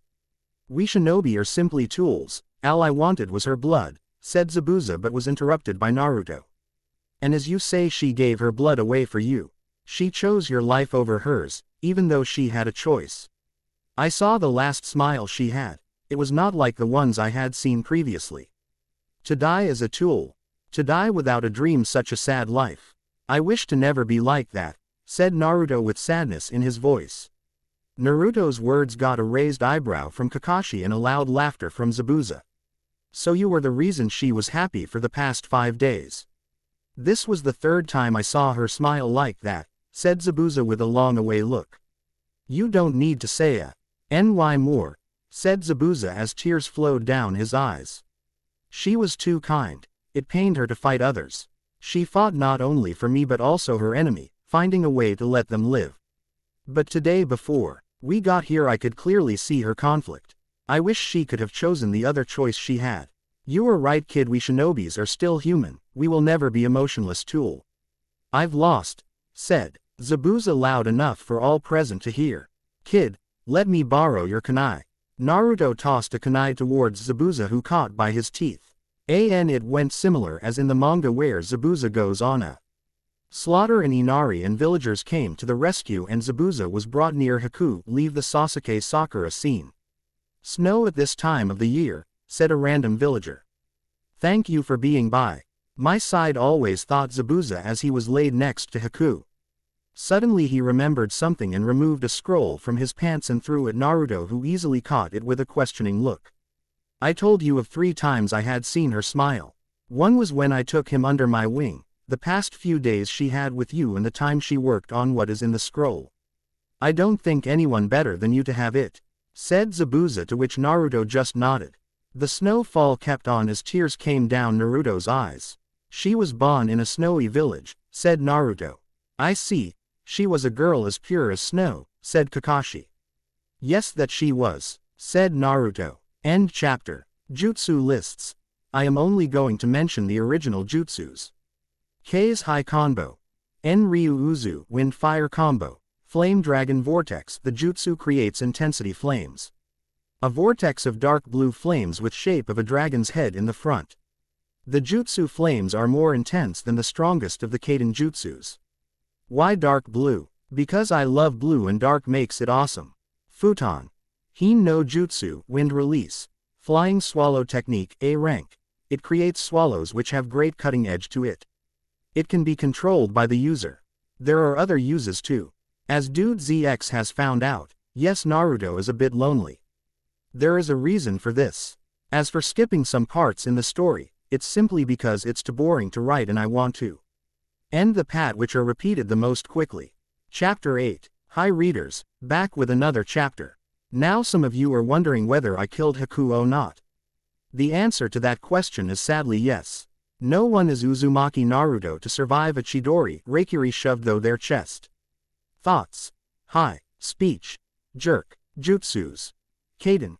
Hosenka no Jutsu when used, Mizu Bunshin no Jutsu when mentioned. Hugh by speaking. I want to tear you into pieces. Hugh by thoughts. World domination. Inner Sakura. I am a jerk. Ellipsis. 8. Return to Konoha. It had been about 2 weeks since the battle at the bridge. A few of the thugs who had come with Geto that day tried to terrorize the village on a couple of occasions, but the villagers made them run away. Even more people from the village helped in the completion of the bridge. Meanwhile, all members of Team 7 had completely healed and were now ready to commence their journey back home. It had taken about 12 days for both Sasuke and Hitomi and 7 days for Kakashi to heal all their wounds. Sakura was completely unharmed in the battle while all of Naruto's wounds had healed up when he used the Kyuubi's chakra. A single night's rest was enough for Naruto to be completely healed from the fatigue he felt after using Kyuubi's chakra for first time. Naruto had used the last 2 weeks mostly to train himself. Until Kakashi was still recovering. Naruto would stay with Tazuna when he was working on the bridge. Even after Kakashi started to guard Tazuna after his recovery, Naruto would join on the bridge from time to time. He continued to train using the daily routine, though his main focus was to be able to use the futon and Kaden combo without the use of a Kage Bunshin. He had taken a look at the insides of the scrolls and was impressed at what was sealed inside it. But training with it would have to wait until he got back to Konoha. As for Naruto's teammates, Kakashi had quickly taken up guarding Tazuna even though there seemed no more threats to his life. Sakura had stayed by the side of the injured, acting as a nurse for her Sasuke-kun and possibly Hitomi and Kakashi. Even after the recovery of the two Uchihas, she opted to stay by their sides. The 2 days the Uchihas were finally able to walk was used to gain control over their body functions. At a clearing in the woods, currently all the members of Team 7 were standing in front of 2 newly made graves. They were there to give their offerings to the 2 who were their enemies but had taught them a valuable lesson. Kakashi-sensei, were those 2 correct about ninjas? Asked Sakura. A shinobi isn't supposed to pursue his own goals, becoming the country's tool is the most important. That's the same for Konoha too, said Kakashi. I don't like it, said Hitomi. You believed that too? Asked Sasuke as he looked over at Kakashi. Well, each and every shinobi has to live while dealing with the issue. Just like Zabuza and that girl, said Kakashi. A silence fell in the area. For a few minutes as all contemplated over the words spoken now. Meanwhile, Kakashi's single eye drifted towards Naruto, who had been silent throughout the conversation. The said boy had his eyes set on Haku's grave as he seemed to be completely oblivious to the surrounding. Kakashi also knew the boy had visited the grave every day. Kakashi's opinion of Naruto had changed a great deal. Before he mission he thought of the blonde, though skilled, would not be able to handle such situations because of his pranks, and somewhat careblonde had proven him completely wrong. Throughout the mission, the Blonde was the one out of the four who had remained the calmest. The blonde was also quick to analyze the situation and also had found out a way through it. The plans he used to save him from Zabuza and the Uchiha siblings from Haku were simple yet fully effective. But it was the blonde's skills that had amazed Kakashi. The academy reports said him to be above average in terms of practical skills of shinobis as Kakashi had read them. But the reports had been proven completely wrong during the Bell test. Kakashi marked his skills to be in par with the two Uchihas, i.e. the best in their age group. But on this mission, as he saw the young blonde fight and the jutsus he used, the boy was clearly way stronger than he had first anticipated. "What are your thoughts, Naruto-san?" said Hitomi, drawing every eye present there towards her. When did she start calling him Naruto instead of Uzumaki? Thought Sakura and Sasuke. Kakashi smiled under his mask, thinking, it is good to see someone trying to bridge the gap between the team. I had enough days to think over it, said Naruto, taking a look at the graves. I am going to be a ninja in my own way. One which will I be proud of. Tte Bayo, shouted Naruto, pumping his fist in the air. The outburst earned different looks from the four present there. Sasuke looked at him with a look which spoke, "You are an idiot." Sakura looked at him in complete confusion. Hitomi looked at him with a curious look and a small smile gracing her lips which she was not aware of. Kakashi looked at Naruto with a proud smile. At the bridge a week later, most of the villagers along with Tazuna, Tsunami and Inari were present at the newly made gate on the bridge. The construction of the bridge had been finished yesterday and it had turned out magnificent. They were present at the bridge to buy goodbye to the Konoha ninjas. Thanks to you we have completed the bridge, but this is super sad, said Tazuna, even though he was happy but also his words carried a bit of sadness. Thank you for everything, said Kakashi with a smile as Sasuke, Hitomi and Sakura nodded. Don't worry, we'll come to visit, said Naruto with a big grin. You better, said Nari as he was shaking a bit and his eyes seemed like they were about to burst with tears. Looking at Inari, Naruto also started to shake a bit and his eyes become a bit watery. Still he spoke in a teasing voice, Inari, you are sad, right? It's all right to cry. Fine, later, said Naruto as he turned around and started to walk. Sakura and Hitomi took a look at Naruto's face and then at Inari's face as they both had the same look. Tears flowed from both their eyes as a dam had exploded and also snot was oozing out of their noses. Geez, they're like twins, thought the two. It was decided by the villagers to name the bridge the Great Naruto Bridge. As Tazuna said, that boy changed Inari's heart and Inari changed the hearts of the people. That boy gave us a bridge to hope, called courage. This name is in hope that the bridge will never crumble and one day will become a super famous bridge whose name is known throughout the world. The journey of Team 7 back home was uneventful. I kept his face buried in his orange book. Sakura kept asking Sasuke to come on a date with her when they returned to the village, which he firmly denied. Sasuke for most of the part kept brooding or avoiding Sakura's date request, while in a while he would talk to his sister. Hitomi and Naruto tried to start conversations with their teammates, but the conversations would quickly end because of lack of topics. It took 3 days for Team 7 to reach Konoha. In the meantime, Naruto noticed a lot of change of his team's attitude towards him. Sasuke, who for most of his life ignored the blonde and only would look at him to tease him for his lack at something, academics, Bunshin no Jutsu etc., was now shooting angry glares at him. Sakura was being Sakura, mimicking Sasuke and also trying to berate him at every small mistake while their way back home. As for Kakashi, he was busy reading his precious orange book throughout the journey but also calmly answered all his questions. The biggest change was Hitomi. The girl who mostly avoided him was now trying to strike a conversation with him and also would smile at him. The Hokage's office. After reaching the village, Kakashi dismissed the team and asked them to go home and rest. At the Hokage Tower he was joined by Naruto as both entered the office. There Kakashi gave a complete verbal report of things that happened since they left the village till their arrival back home. The Sandaime Hokage was now massaging his head because of the massive headache he received in the form of the report. I had anticipated the mission information was falsified, but to this extent I didn't know. The enemies the team faced were something for an Anbu. But to hear Naruto's progress and him being the key in the mission's success, Minato Kushina you would be pru. D of your son as I am now, thought Sandaime. Now Kakashi I would want a complete written report of the mission. I am promoting the mission from C to an A rank mission. You are dismissed for now Kakashi, said Sarutobi Hiruzen. Kakashi just nodded and Shunshin no Jutsu, body flicker technique, to leave the room leaving only Naruto with the Sandaime. Now Naruto-kun, come with me in the sitting room. I want to talk to you, said the Sandaime as he walked towards the other room asking Naruto to follow him. The two entered a room which was used by the Hokage to have special talks with his advisors and various important people. The two sat on a sofa close to each other. There was a silence for a few minutes which was broken by Naruto's shaky voice. Is it about the Kyuubi? Asked Naruto, even though he knew he was not in any trouble but still the matter of Kyuubi was still sensitive in Konoha. He felt the hand of the Sandaime on his shoulder being placed in a gentle manner. He looked up to see the smiling, wrinkled face of the Sandaime. It is about the young girl, Haku, said the Sandaime. A silence again fell for another minute. I met her 5 days before the fight on the bridge.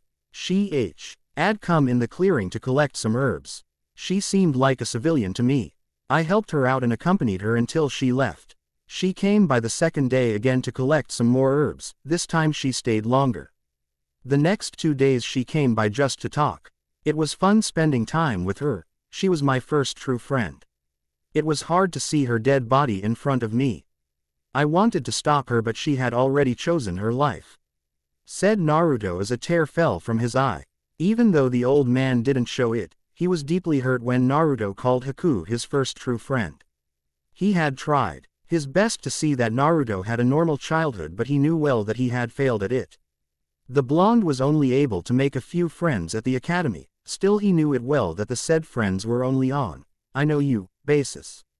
Will you be a light, Naruto-kun? Asked the Sandaime. Yes I will be, said Naruto. The two sat there in complete silence for a while. The silence was broken by a ood growling noise emitting from Naruto's stomach. Seems you are hungry, here take this as a gift from me as a job well done on the mission, said the Sandaime handing Naruto an Ichiraku ramen coupon.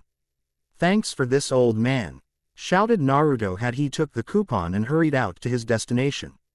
The Ichiraku ramen stand. Naruto was currently on his 12th bowl of ramen all the while telling Ayame and Tsuki about the wave mission.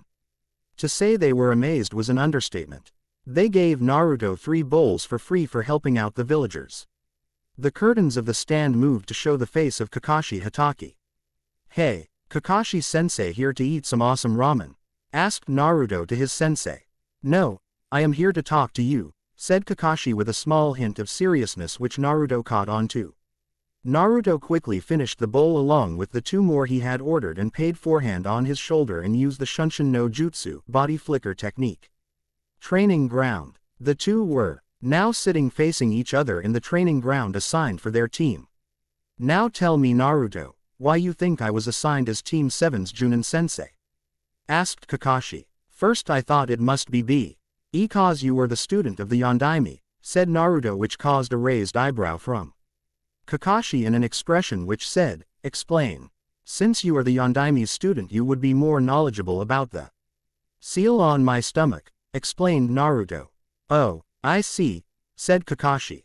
Second you being one of Konoha's strongest Junin was asked to train Hitomi and Tem. After knowing you possess the Sharingan. This seems to be the main reason, said Naruto. Yes, that's the real reason. Now when news reaches the council ears that Sasuke has awakened the Sharingan, they will order me to train him in its use and also help Hitomi awaken the Sharingan, said Kakashi. So I won't be able to focus on you and Sakura, so I decided to hand some scrolls for you to learn from. Kakashi handed about 4 scrolls to Naruto. These scrolls contain a few useful jutsus. Most of them are Suiten and Futon jutsus with some other which you will find useful. There are also a few Kaden jutsus if you wish to learn more. Ask me if you have any questions, said Kakashi. Naruto had his eyes replaced by stars as he looked at the scrolls in his hands and was somehow able to mutter a, thank you. In his parents' house. After the talk with Kakashi, Naruto decided to go visit his parents' house. There he stayed the entire night in front of the frame telling the two of the wave mission. He just couldn't understand what he was supposed to do. Haku was his first true friend and losing her had hurt him greatly. He didn't know how many hours he had sat there as time seemed to be stopped for him. He brought out the scroll that Zabuza had presented him and unsealed the item in it. The item was a simple katana whose blade was pure white and the handle was blue. The note that was along with it mentioned it to be made of the finest chakra metal Zabuza had got his hands on. To normal eyes it was a simple yet beautiful katana, but to Naruto it signified the bond between Zabuza and Haku. I am not good at desk ribbing katana, so don't ask me any questions about how it looks. Naruto decided to stay in the house for the night. A week later, the week after the return to Konoha had been the most uneventful for Team 7 as they were given a break for the week. Each member had decided to spend it as per their wishes. As for Kakashi, he had started training Sasuke and Hitomi while also including Sakura. Naruto mostly trained on his own. Finally, Naruto had decided to join Team Guy in their morning training session. Guy had heard of the wave mission as it was currently the topic on every shinobi's mouth as of WA Team 7 had taken on Zabuza, a former member of Kiri no Shinobigatana Shichininshu, 7 Swordsman of the Mist, and his apprentice. Guy asked Naruto of his adventure mission at Nami no Kuni. Naruto went on to tell Guy all about the mission, leaving the part which concerned Haku. After he finished with the tale, Team Guy was silent, contemplating over it.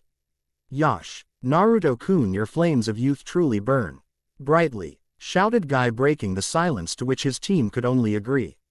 And as a reward of performing such a courageous deed, I feel you are now worthy of learning the move I intended to teach you, said Guy.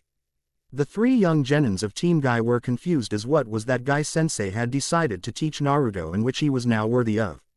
It seemed like Naruto also had the same thought as he voiced his question. What move? Omit Renge, initial Lotus, said Guy. As Guy named the jutsu, shock was evident on the face of the 4 young genins. Team Guy remembered the day when Guy-sensei had decided to teach them. That was when he had acknowledged them as true shinobis after a very odd mission. The said mission had turned a bit nasty than it was supposed to, but still EY decided to continue to do what was the right thing to do in Guy-sensei's opinion. He sure has earned Guy-sensei's respect, thought Tenten and Neji. Yosh, Naruto-san, your flames from learning the move will burn brighter than ever, proclaimed Lee. That's the spirit, Lee, you should always cheer on your comrades, shouted Guy-sensei. Lee, Guy-sensei, Lee. The two went on to hug each her, which created a genjutsu of a beach at the time of sunset behind them. Even though the remaining 3 were accustomed to it, that didn't mean they had to like it. Even how many times I see it, I will never get accustomed to this, said Naruto as he tried to shield his eyes from the view. The other 2 could just agree to it. Think about us, we are witness to this for about a year and they are our teammates. Tenten added her thoughts. 2 months later. It had been 2 months since the wave mission and Team 7 had hoped the mission never ended. For the past 2 months they kept on doing D-Raw NKS, though some turned out interesting, still they were stupid chores in their eyes. Currently the team had just returned from one of those said chores. Looking at the team, one would think as if the Te-M had come back from fighting another missing nin. It was indeed a great fight, but one to capture runaway pigs at a farm, and that was their worst mission. On second thought, there was the mission to capture the demon cat Tora. As Kakashi looked at his team, a smile appeared on his face. The team was getting along well, the teamwork between them had definitely improved. But what concerned him was Naruto. He clearly saw that the death of Haku had affected the boy. Sandaime Sama had told him how Naruto considered the girl his first true friend. Suddenly Kakashi's eyes looked to the sky where he saw a hawk fly by. He had an idea of the sudden meeting and knew it was going to be a headache to him. Okay, that's enough for today. I have to go submit this mission's report, said Kakashi as he used Shunshin to reach his destination. As the 4 were about to leave to do whatever they thought of, their eyes fell upon a square-shaped rock. Hitomi, Sakura and Sasuke couldn't understand what to think of it, but they knew their 4th teammate knew exactly what was going on. As for Naruto, he quietly walked around the area while the square rock followed him. After about a minute he stopped in his Track as the rock did the same, barely tackling him. He quietly walked over to the rock and sat on it. After a minute the rock burst and was replaced by 3 children wearing goggles similar to those which Naruto wore before graduation. "That was mean Oyabun, boss," said the 3 together. "Well, I did have fun," said Naruto with a grin. The 3 pouted at the statement while the other members of Team 7 watched on the scene unfolding before them. "By the way, why are you guys here?" asked Naruto to the 3. "What?" the 3 shouted in unison. "You promised you would play Ninja with us," said Moegi. "Now that you say it, I remember promising to you to play with you," said Naruto, which caused smiles to appear on the 3 young faces. "What are we waiting for? Let's go." "Tate Bayo," said Naruto as he started walking with the kids behind him. Meanwhile the other 3 members just looked on in confusion at Naruto and the kids. Hitomi had a raised eyebrow while Sasuke muttered, "Pathetic," under his breath. Sakura heard the word escape out of Sasuke's mouth and decided to get in his good books. "What kind of ninja plays ninja?" she said out loud. Naruto and the 3 kids stopped in their tracks and looked at Sakura. Naruto had a look that spoke, "Isn't it obvious?" and said, pumping his chest with his fist, and said, "The best." Hitomi was trying her hard not to laugh while Sasuke just muttered, "Dobi." Sakura's face by the comment had flushed red by anger. She wanted to earn points in Sasuke's book by berating Naruto, but he pulled one on her. Meanwhile the kids considered Sakura's red face in a different perspective, and then Sakura and back at Naruto. It was Konohamaru who voiced the thoughts for the 3 of them. "Not bad, bro. She is yours," Konohamaru railed his sentence, showing his pinky finger indicating girlfriend. "No, she isn't," said Naruto, quickly dismissing the train of thoughts of the kids. "I don't even want to know what gave you that idea. You were right, bro, that other girl is far more beautiful than the pinky," said Konohamaru, which was backed by the other 2. The girl in question, Hitomi, had a small blush as the kids called her beautiful. Also there was the fact they indirectly said that they would like to see her as Naruto's girlfriend. Konohamaru continued, "And she also has such a giant forehead," but was stopped in mid-sentence as he felt a malicious aura directed towards him. Every person there felt the aura and looked at the source of the aura to find it to be Sakura. The 3 genins of Team 7 knew well that Sakura's forehead was a sensitive matter for her since they were in the same class throughout the academy. "Run," said Naruto as he looked at Konohamaru. It took a minute for the said boy to register what Naruto told him. But the moment he did, he made a mad dash for his life. Sakura quickly followed the brat in hopes to thrash him. Moegi and Udon were both worried for their friend as the pink-haired GI.RL seemed as if she wanted to murder him. They looked towards Naruto and then the 2 who just ran and back at Naruto. "Please, Oyabun, help Konohamaru-kun," said Moegi with puppy dog eyes while Udon just stared at him. Naruto couldn't bear the looks of the 2 kids. "Fine," he shouted and ran in the direction of the 2. The 2 kids quickly followed him. Meanwhile the Uchiha siblings just watched the entire thing unfold in amusement. Sasuke was annoyed by all of this while Hitomi on her end was unable to control her laughter at it and started giggling. The 2 looked at each other and by twin connection decided to follow the group. Naruto and the 2 kids arrived at a scene where they saw Konohamaru in the hands of Asuna Shinobi while Sakura was trying to apologize, saying it was her mistake. Naruto didn't like the Sunanin's attitude as he didn't even stop when his possibly teammate asked him to let the matter go. "Hey fat ass, if you don't let my friend go, you will regret it," said Naruto as the eyes of the 3 nins darted towards him. Temari looked at the boy who called Kankuro fat ass and thought, "He is cute," as a blush appeared on her face. Sakura was for once in her life relieved to Naruto. "How dare you call me fat ass?" Kankuro asked in an enraged and annoyed tone. "It's just that I hate midgets, especially younger ones, those who are rude," said Kankuro and then looked towards Konohamaru and continued, "Makes me want to kill them." This had a great effect on Konohamaru, who was now sweating and shaking with fear. Moegi and Udon were also in the same condition as Konohamaru. "What's with that guy? This is bad," Sakura thought as she was also starting to sweat. "Oh well, I am not involved," said Temari with a sigh. "And I kill those who hurt my friends," Naruto said in a cold voice. Shivers ran down the spine of the ninjas present as they looked at the source of the voice. They found Naruto standing behind Kankuro with a kunai pressed against his throat. But he shiver increased as they looked into Naruto's eyes as it turned from ecstatic ocean blue eyes to cold ice blue eyes. When did he move? Thought both the Sabaku siblings. Now release Konohamaru or I will do what the kunai in my hand is meant to do, said Naruto again in a cold voice.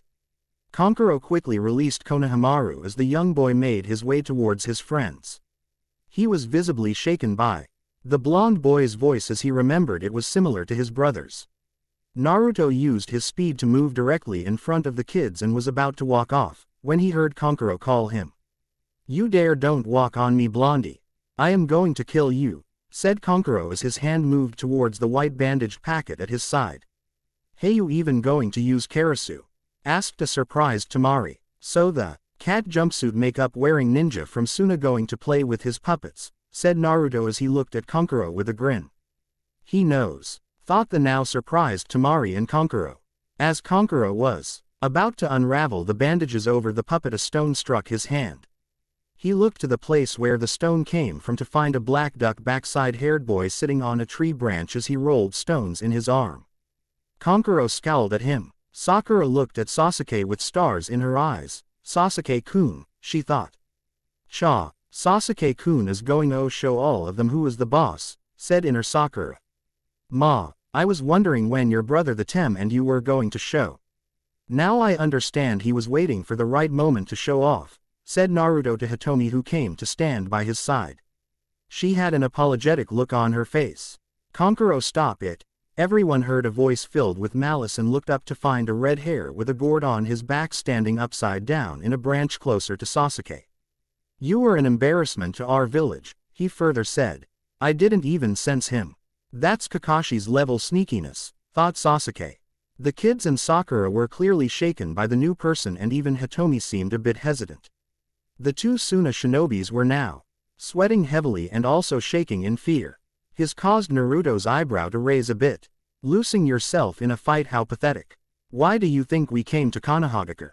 Continued Gaara. Listen Gaara, they started it, especially the blonde, said Kankuro as he looked towards Gaara as he pointed towards the three kids and Naruto. The kids started to sweat and shake in fear of what was going to happen to them. They quickly got as close as possible to Naruto, latching on to his legs. Naruto for his part looked bored. He looked at the kids as they latched on to his legs and could see the fear in them. He put his hands in front of them as if shielding them, which relaxed the three kids. Only three noticed this action, two of them being Temari and Hitomi while third being Gaara, who made it look like he didn't notice it. Shut up or I'll kill you, Gaara said to Kankuro. Kankuro was now shaking even harder and sweat on his forehead increased greatly. Okay, I am sorry, really sorry, said Kankuro. So this one's the leader, he has strange eyes, thought Sasuke looking at Gaara. Sorry to you guys, Gaara said as his eyes for the first time landed on the Konoha genins and kids. He used Suna Shunshin to appear in front of his team. Before he used the jutsu, his eyes darted first towards Sasuke. To be able to hit Kankuro with a stone. He is good, thought Gaara about Sasuke. His eyes next towards Naruto and a scowl appeared on his face. It looks like we came here early but we didn't come here to play around. Let's go, Gaara said to his team and they stared to walk away. Hey, wait, Sakura called out to the three. They stopped and looked at Sakura. What? Gaara asked. Judging from your Hittite, you guys are ninjas from Sunagakure, right? You may be allies of Konoha but it is forbidden for shinobis to enter each other's village without permission, said Sakura. Naruto just rolled his eyes at the things know-it-all Sakura ranted. Isn't it obvious if they are in the village in public presence without disguise, they must have permission, thought Naruto. State your purpose. Depending on it, why not be able to let you go, Sakura said with a serious face. Hearing Sakura say this, Naruto was hard-pressed from holding his laughter back. Moments earlier she was scared shitless and now she was trying to intimidate the people who scared her. Talk about clueless. Don't you know anything? Temari said, showing her pass. You were right, we are genins from Suna. We have come to your village to take the Chunin selection exam. Temari continued. Chunin selection exam. Naruto said even though he knew what the exams was, it seemed interesting to continue the conversation. Geez, you real. Lee don't the Chunin exam is where outstanding genins from Suna, Konoha and other villages assemble to take the exam to become Chunin, said Temari. Why do we take it together? Asked Naruto. The main purpose is said to be to improve relationship between the allied and to raise the shinobi level. Also each country likes to maintain a power balance and, continued Temari but stopped when Shilu said that the blonde who asked her was not paying attention. Hey Konohamaru, think I should enter the Chunin exam? Exclaimed Naruto in an excited manner to Konohamaru, who was also excited at the aspect. You jerk, you asked the question, listen till the end. Temari shouted, pointing at Naruto. Naruto looked at her with a neutral expression and said, you say something. Everyone face faulted at this while Gaara raised his eyebrow. In case of Temari, a huge tick mark appeared on her forehead and her face flushed red in anger as she pointed her finger at Naruto, but no words came out of her mouth. Naruto just snickered at Temari's reaction and said, I am good. When Temari heard this, her face turned so red in anger that it overshadowed her blonde hair. Her whole body was shaking with anger as she was pointing at Naruto. Well, it's time we leave, kids. We still have to play ninja, Naruto said as he caught the 3 kids and used Konoha Shunshin to disappear with the kids. The 5 out the 6 ninjas just stared at the place where Naruto was with pure disbelief. Temari meanwhile was so angry that even Gaara stepped away from her. I will get you for this, blondie, she shouted. The meeting of all Junin senseis takes place the similar way as in the manga, only add Hitomi's name to Kakashi's list. The next day. Today had been a weird day as Guy told him that he had entered his team in the Chunin exam, as so did Kakashi. It would be good that each team keep their training secret from now on.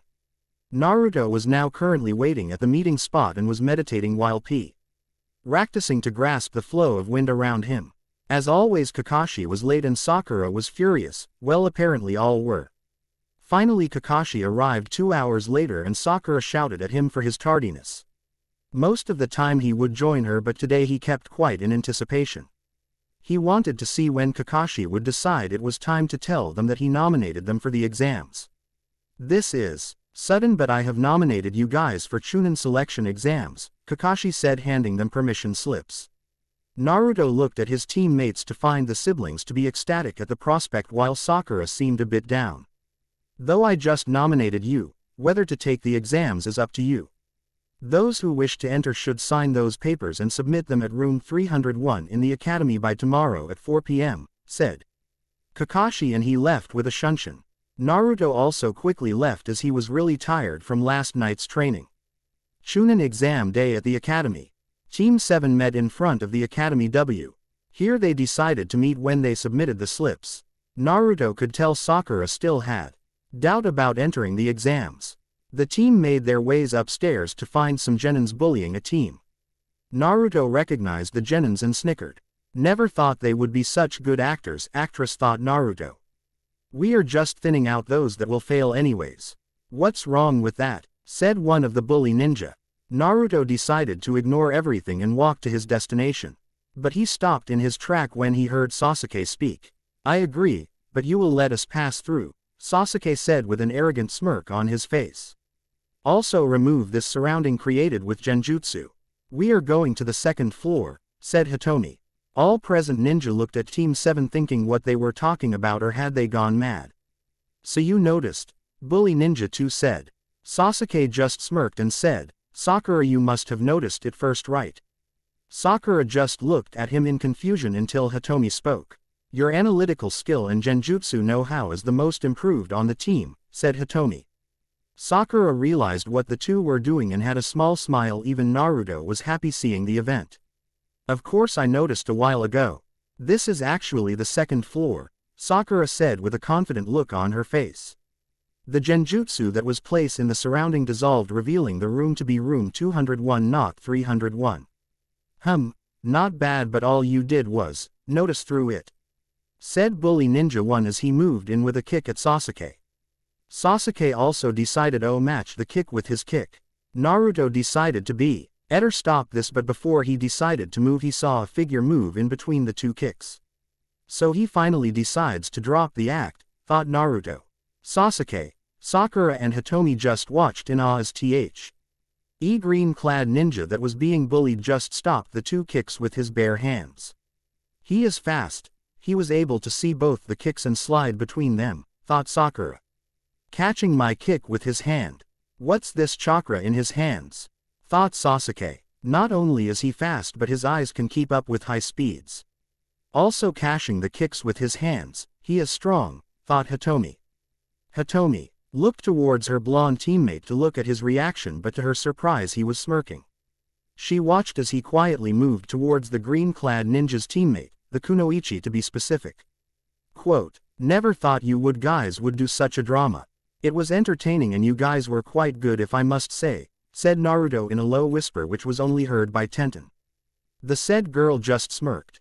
Meanwhile Naruto looked to see Lee asking Sakura to go out with him, which she denied to. He saw a small verbal confrontation between Neji and Sasuke which he didn't care for. "Sasuke-kun, Hitomi-chan, Naruto. Let's go," called out Sakura. Hitomi pulled Naruto with her as she and Sasuke were being pulled forward by Sakura. Hitomi spared a glance at Naruto as she thought, how does he know that team? Naruto for most of his part avoided Team Guy as they had decided. It would be better to show there was no connection between them, fooling enemy teams, and would come to help in need, surprising other teams. As they walked the corridors they stopped as they heard someone call out to Sasuke. Naruto knew that voice and just wondered what he was up to.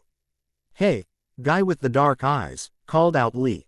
Team 7 turned around to find the green-clad ninja standing there. "What is it?" Sasuke asked. "Will you fight me right here?" said Lee with a serious face. Naruto decided to step in a corner and watch what would unfold from all this. He watched as Lee introduced himself to Sasuke and once again tried and failed to woo Sakura. He watched as Sasuke decided to fight and asked Hitomi who wanted to stop him but reluctantly agreed on his convincing. Naruto watched as Sasuke charged at Lee with arrogance and had stop quick as Lee disappeared from his line of vision using his superior speed. He watched Lee take down Sasuke with Konoha Senpu Leaf Whirlwind. "Sasuke, there is no need to fight," called out Hitomi. "I won't lose. This gives me a chance to practice it," said Sasuke with a smirk as he got up. Hitomi knew of her brother's ego, so let it continue. Naruto watched in amazement as Sasuke activated the Sharingan. Both eyes now had 2 commas, so his Sharingan got better, thought Naruto. Naruto looked at Sakura as she looked at Sasuke as if he was Kami born on Earth. She seemed to believe that he would win now that he had those eyes. He watched as Sasuke charged at Lee but was airborne before he knew. Lee used Kage Buyo, Shadow of the Dancing Leaf, to get behind Sasuke. He went on to tell Sasuke about his jutsus and the so profound weakness of the eyes that Sasuke possessed. "That hard work surpasses genius," said Lee out loud as he uncovered his bandages completely. Naruto looked on the worried faces of his teammates and he was worried too. He knew what jutsu Lee was about to use and that didn't look good for both Sasuke and Lee.